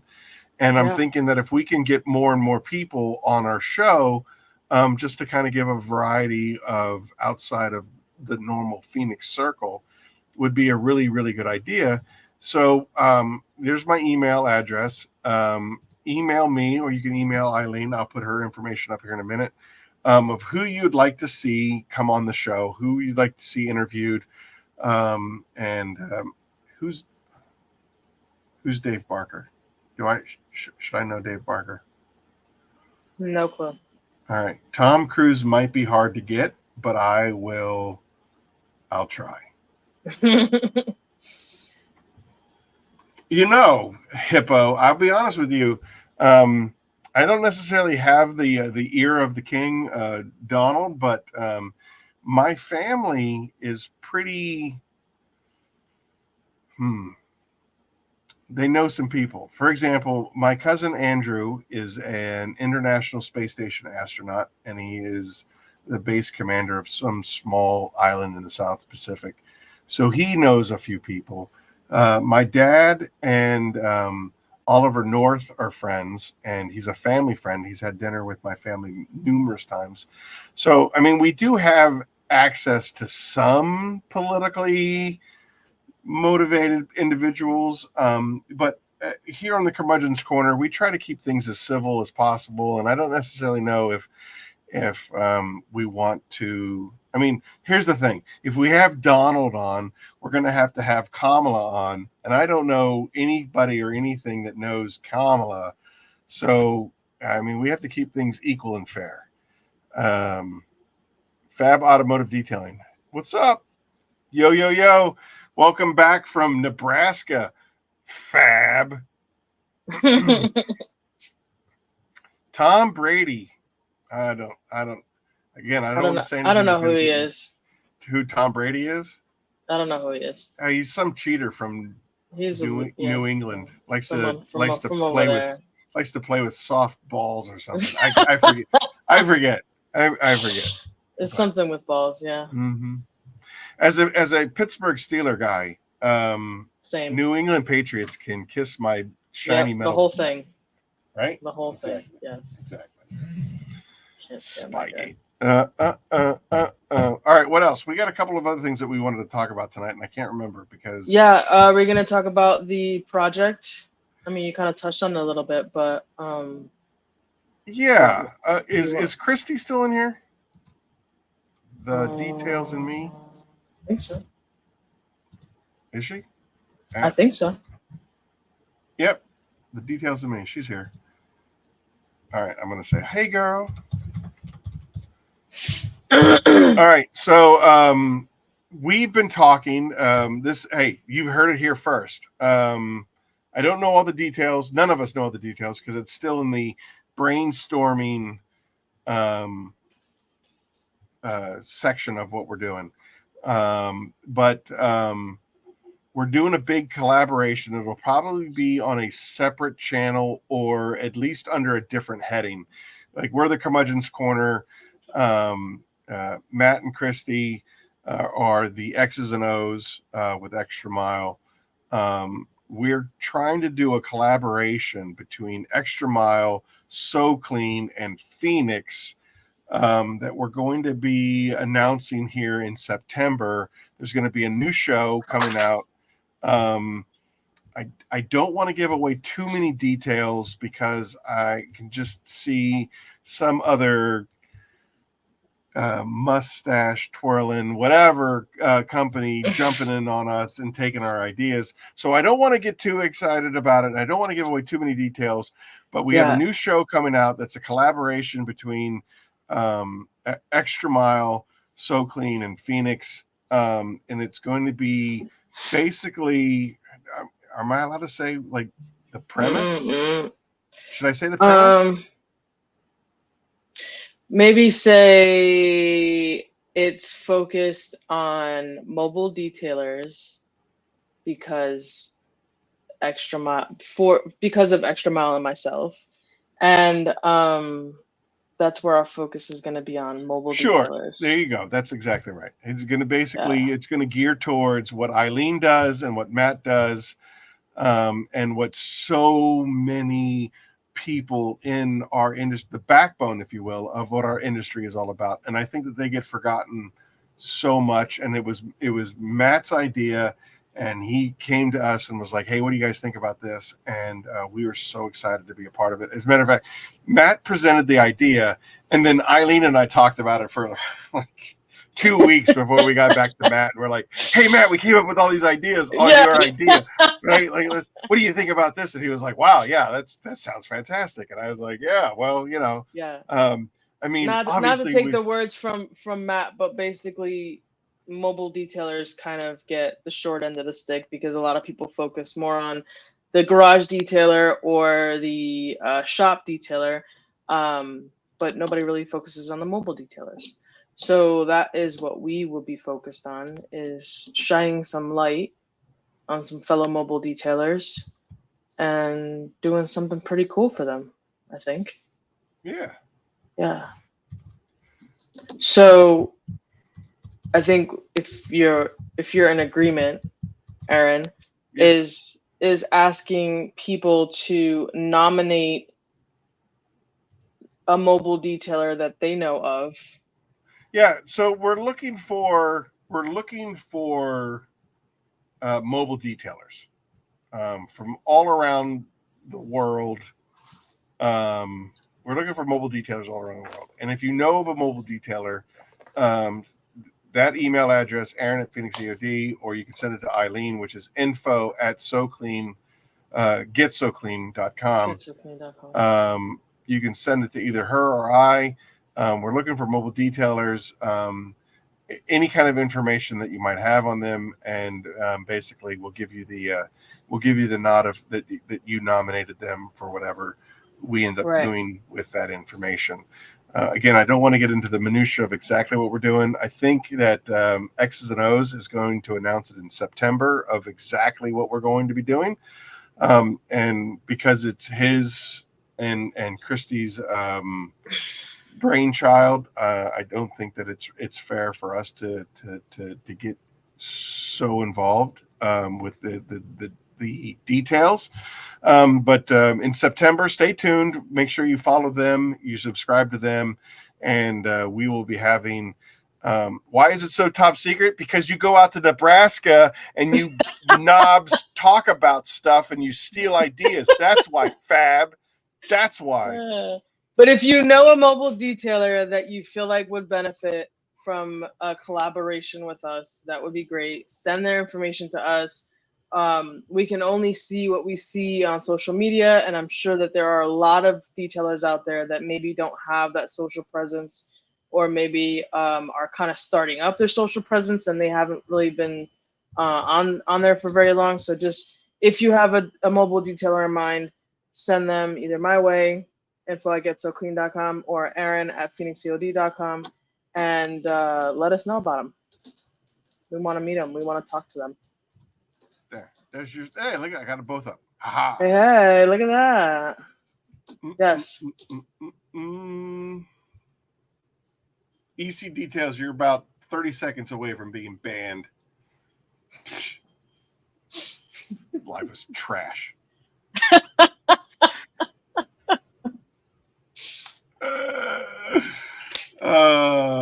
Sorry. No, I apologize. I apologize. I didn't mean anything that I said. It wasn't me talking. It was the apple juice. It was the apple juice. It was a wonderful live, and I'm sure that it was a wonderful experience out in Nebraska that nobody but you were invited to. Anyway. Oh, Brian. Bomb.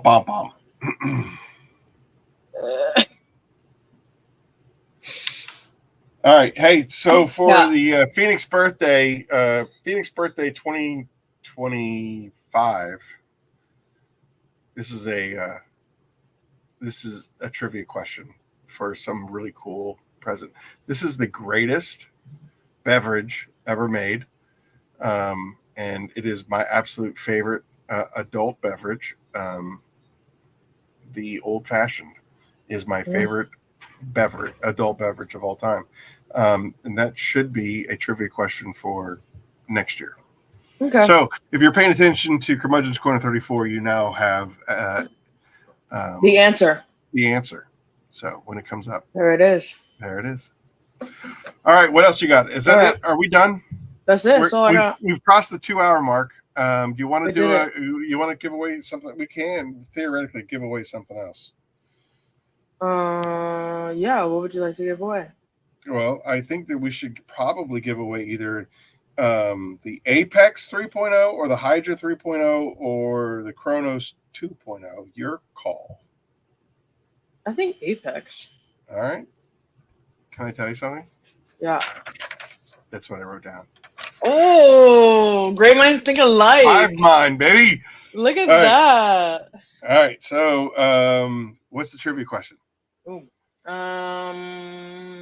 What's my favorite cocktail? No, that's no, you can't. That doesn't count. Oh, Keith Fiber has a question. Keith, sure. Detail with Jess. I don't know that. Does she have Instagram? Or is it just YouTube? Detail with Jess? I don't know who that is. Is that bad? Is that bad of me not to know who that is? I don't know it either. I Sorry, don't even know where guys. you're reading that from. In the comments. I can't read at this point. Aaron, are you from Wisconsin or something? Nope. I've been through there a couple of times, but I've never lived in Wisconsin. I was actually born in Pennsylvania, and within like 3 weeks of being born, I was transported to Pensacola, Florida. My dad was a Marine. And, Oh, I know who she is. Sorry, talking there out you loud. go. That's all right. So. So no, I've never lived in Wisconsin. Yes, I like her channel. I'm subscribed to her channel. She's got good stuff. Details with Jess. I was the wife of XYZ Detail. Yeah. So I've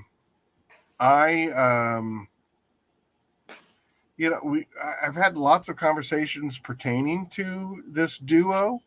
And No, that's wrong. Nope, not them. If you go on YouTube and you search for Detail with Jess, then you see her. It's not who you're talking about. Are you sure? Because that's what Yeah. Humberto just said. Oh. I don't think that's who they're talking about. Okay. Because the one that Humberto put there, she's not a mobile detailer. Okay, yeah, that's true. She is brick and mortar. Yeah. Okay. But if you search on YouTube Detail with Jess, she's got a whole thing. She started her mobile detailing in May of 2023. So she's fairly new. Okay. Yeah. Chris M. Old fashions are very manly. Okay, it's a manly drink that men drink because they're men. Okay, that's why. Period. That's a good enough answer. Yeah. Yes, Keith. Yes, short blonde hair. I don't know. It was a few years ago. I thought to myself, I need to have a signature drink, and there's a lot of different things out there, and a lot of like really silly named Sex on the Beach and blah blah blah blah blah.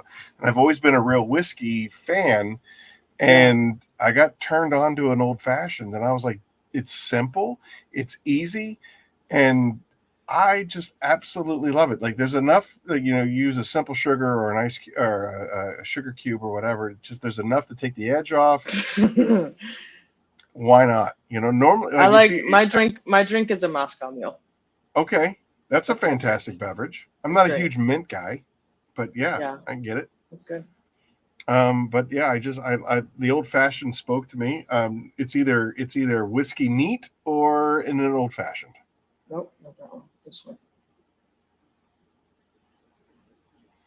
I'm not a huge gin guy because of the pine nut taste to it. Like you really need to spruce up a gin drink for me. It's not that I'm opposed to it or any alcohol. As a matter of fact, the only real alcohol that I like, you have that moment in college where you're just like, I got so obliterated to this that I will never drink it again. Most people lean towards a schnapps of some flavor, but mine is Sambuca. Not only do I not like the taste of black licorice, but I got wrecked on Sambuca, and I will avoid it at all costs. Yeah, for me, I lived off of vodka cranberries for all of my 20s, and I cannot, even if I had just cranberry juice by itself. Yeah. Just drinking it now, I'm like, ugh, can't. The cure time is it's still 24 hours. How long do I need to wait to top with Titan? You can get away with like 4 hours. I've seen Brian push it even more than that. Titan it's breathable, so it's very forgiving. So 4 hours is good, but the real cure time for the Immortal is 24. All right, and then X6M Ghosts. What happened with Immortal and Jamie the Cleaner spray coating video? I don't. Well, so it failed on Jamie's. Did it? It failed, and again, I have no idea. I don't know what happened because, the problem with those kind of videos is that I'm not privy to exactly what the prep was, and and everything that went into it. And my problem, like how I feel about it, is the fact that somebody else's product was subjected to the same thing, and it held up versus where mine didn't hold up. Yeah. So that's troubling.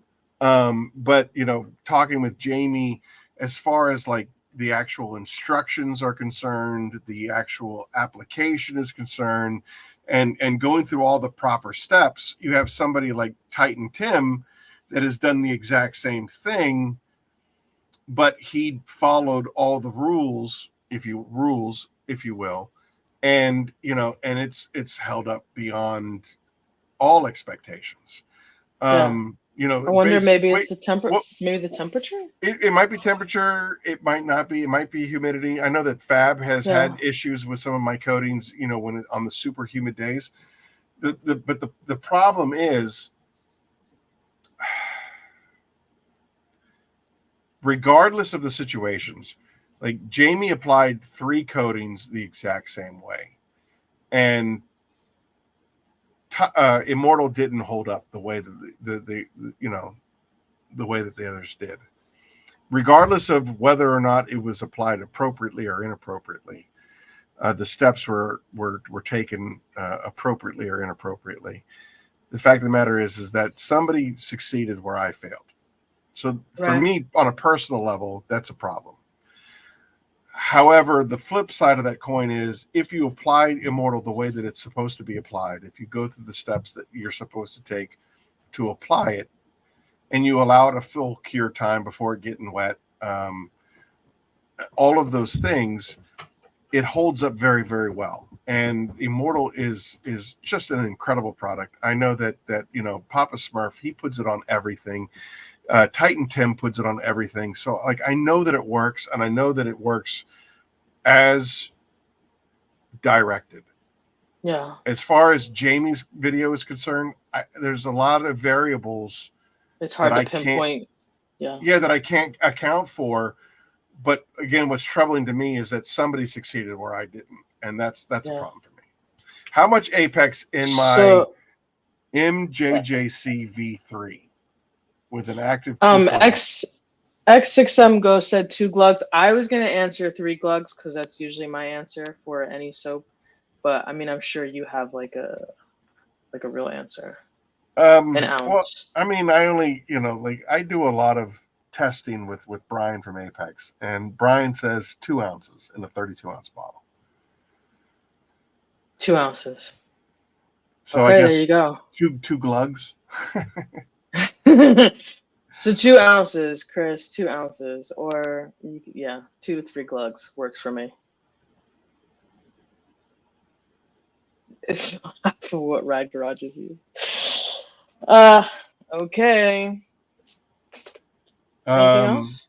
What else? All right, yeah. So Superior Auto Detailing and Paint Correction here on the Southwest Missouri. Cronus gets a bit grabby on the wipe off in summer, but it doesn't stop me from using it. 1, thank you so much. I super appreciate that. 2, I'm hoping that the 2.0 has an even better appeal to you, Superior, because that was something that we definitely tried to address. I will say this. I tested it in a very controlled environment at 70 degrees, and I got 5 minutes of work time with it. Brian did it in his garage on that, what was it? Was that a Ferrari? I think it was a Ferrari. Anyway, he did it in his garage, which is not nearly as climate controlled as my lab is. And he got about 4 minutes out of it. It's much more controlled than what you're describing as far as Southwest Missouri. I can imagine it's probably pretty muggy. I know that Fab had some issues with it as well in like the super humid conditions. And we're still researching, why that is. Then again, somebody like Titan Tim down in South Carolina where it's extremely hot and extremely muggy and humid. He didn't have those issues that Fab had. So again, we're just trying to really pinpoint all those variables of what could make something have an adverse reaction versus somebody that is in a similar situation not have those problems. There's just so many variables that can go into these situations. I will say this: when Brian when he was doing it and he let it go too far, where it was like super grab, he's like, I think we went too far with this. He reapplied more Chronos to the exact same spot, and it kind of reactivated it, and then he was able to wipe it off no problem. Again, the longer that you can allow a coating to linger before you wipe it off, the more you're going to add to the protection, the more product is going to be left behind. My rule of thumb is I always like to touch it in the top corner. Yeah. I like to touch it. If I can push it around, it can stay. If it gets like the 3M Post-it notes, if it's tacky like that, you better get it off quick. Yeah, I've had to do that, especially over the summer, because although we don't have the humidity like Brian is talking about, because our humidity here is like anywhere between like 5 to 8% on a normal day. But being that it's like 115 degrees, I have learned to do that same thing where I'll take like a little corner of the towel and I'll put it on the edge of the section that I'm working on. And if it leaves the imprint of the towel, then I know it still needs to sit there for a little bit. But if it just wipes off super easy, then it comes right off. Hey, yeah, Ghost, I can't wait for you to hear about it or to hear the feedback on it, because this 3.0 it's outrageous. I love it. I love it. I love it. I love it. And then again, when we're talking about price points, if my argument with Pan was even if Reset was better at twice the cost. If you're splitting it, because I mean, his original video is, I'm just splitting hairs. They're so close. I'm just splitting hairs. If you're just splitting hairs between one soap or another, and one soap is half the price, Yeah. that's a no-brainer to me. Like, Absolutely. You're not even. It's not. It's yeah. We're not even talking the same thing. Yep. Anyway. All right. I think we should probably wrap this up. Did we decide to give away the soap to somebody I think we decided to give away the soap, but we didn't. Oh yeah. Did we come up with a question? No, right? Not really. Do you have a question? No, I lean on you for these kind of Hmm. things. I got a question for you. All right, ready? Here you go. Eileen dropped a video today that she filmed yesterday, and she specifically said a certain temperature that was outside. What was the temperature that she posted in her video?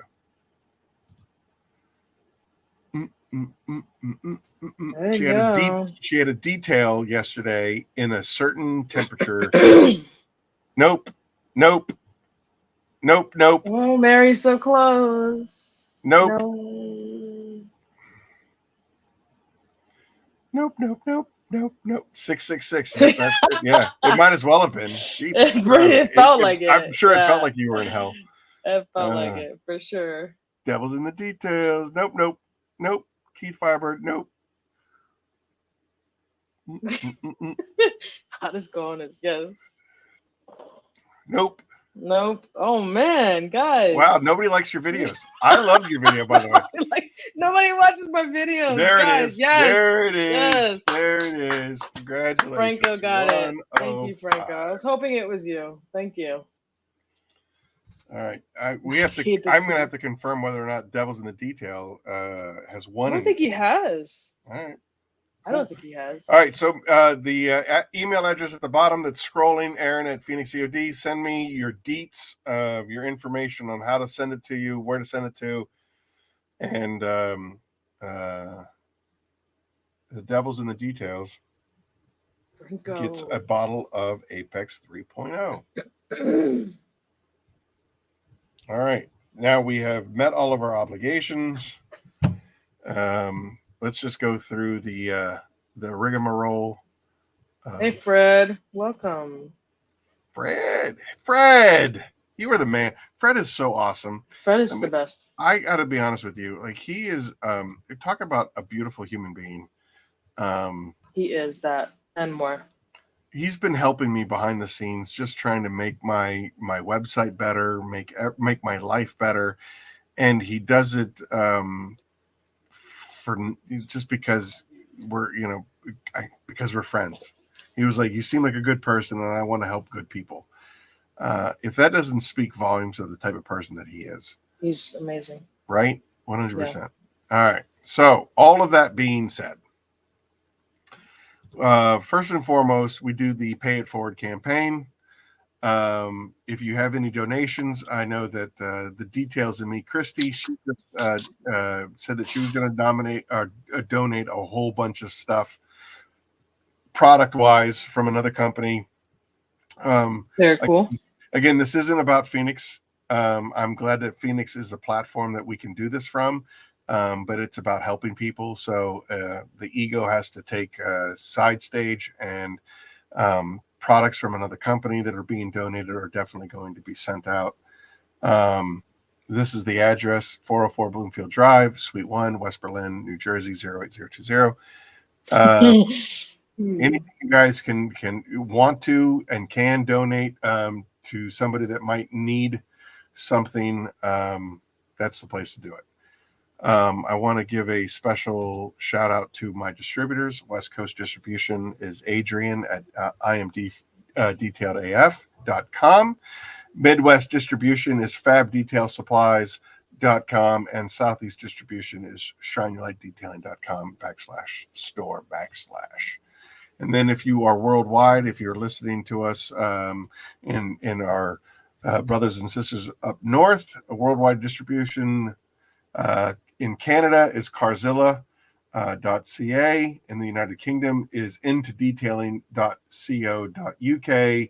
And then our very good and dear friend Andrew in Australia at osprodetailing.com.au. And then if you go to my website at phoenixeod.com, you can use Eileen 10 for 10% off of everything site-wide.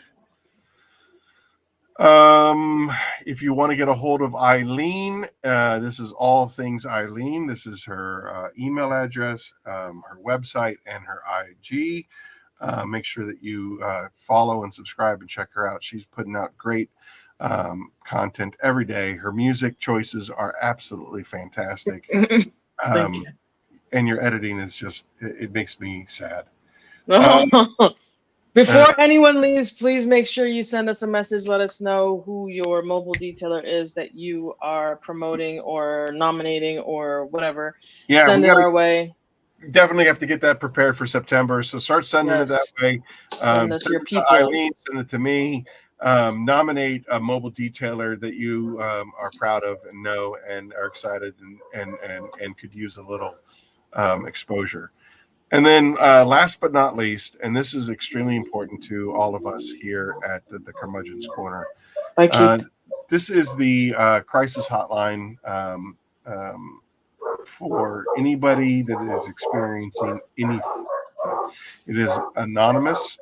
If you are going through a crisis of any type, it could be domestic, it could be substance, it could be alcohol, it could be anything that you're dealing with, suicide prevention. Please visit this website and get help. Reach out to anybody in this community. This community is by far the closest thing that I can say is a large family of strangers, but we all care about each other, and I'm truly blessed to be a part of it. So you're not alone in whatever battle you are fighting. We, Eileen, need to talk about later what we're going to do for September. We got to do some. We got to get some good guests on. Definitely want to see Phil. Also, in those emails that you're sending to Eileen and myself, if you can let us know who you'd like to see, on future episodes of the Curmudgeon's Corner. We will try to rope them in and Yes.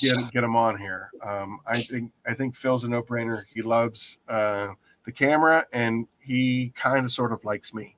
So I think we can get Phil, no problem. But let us know who else you'd like to see, and we'll get them on.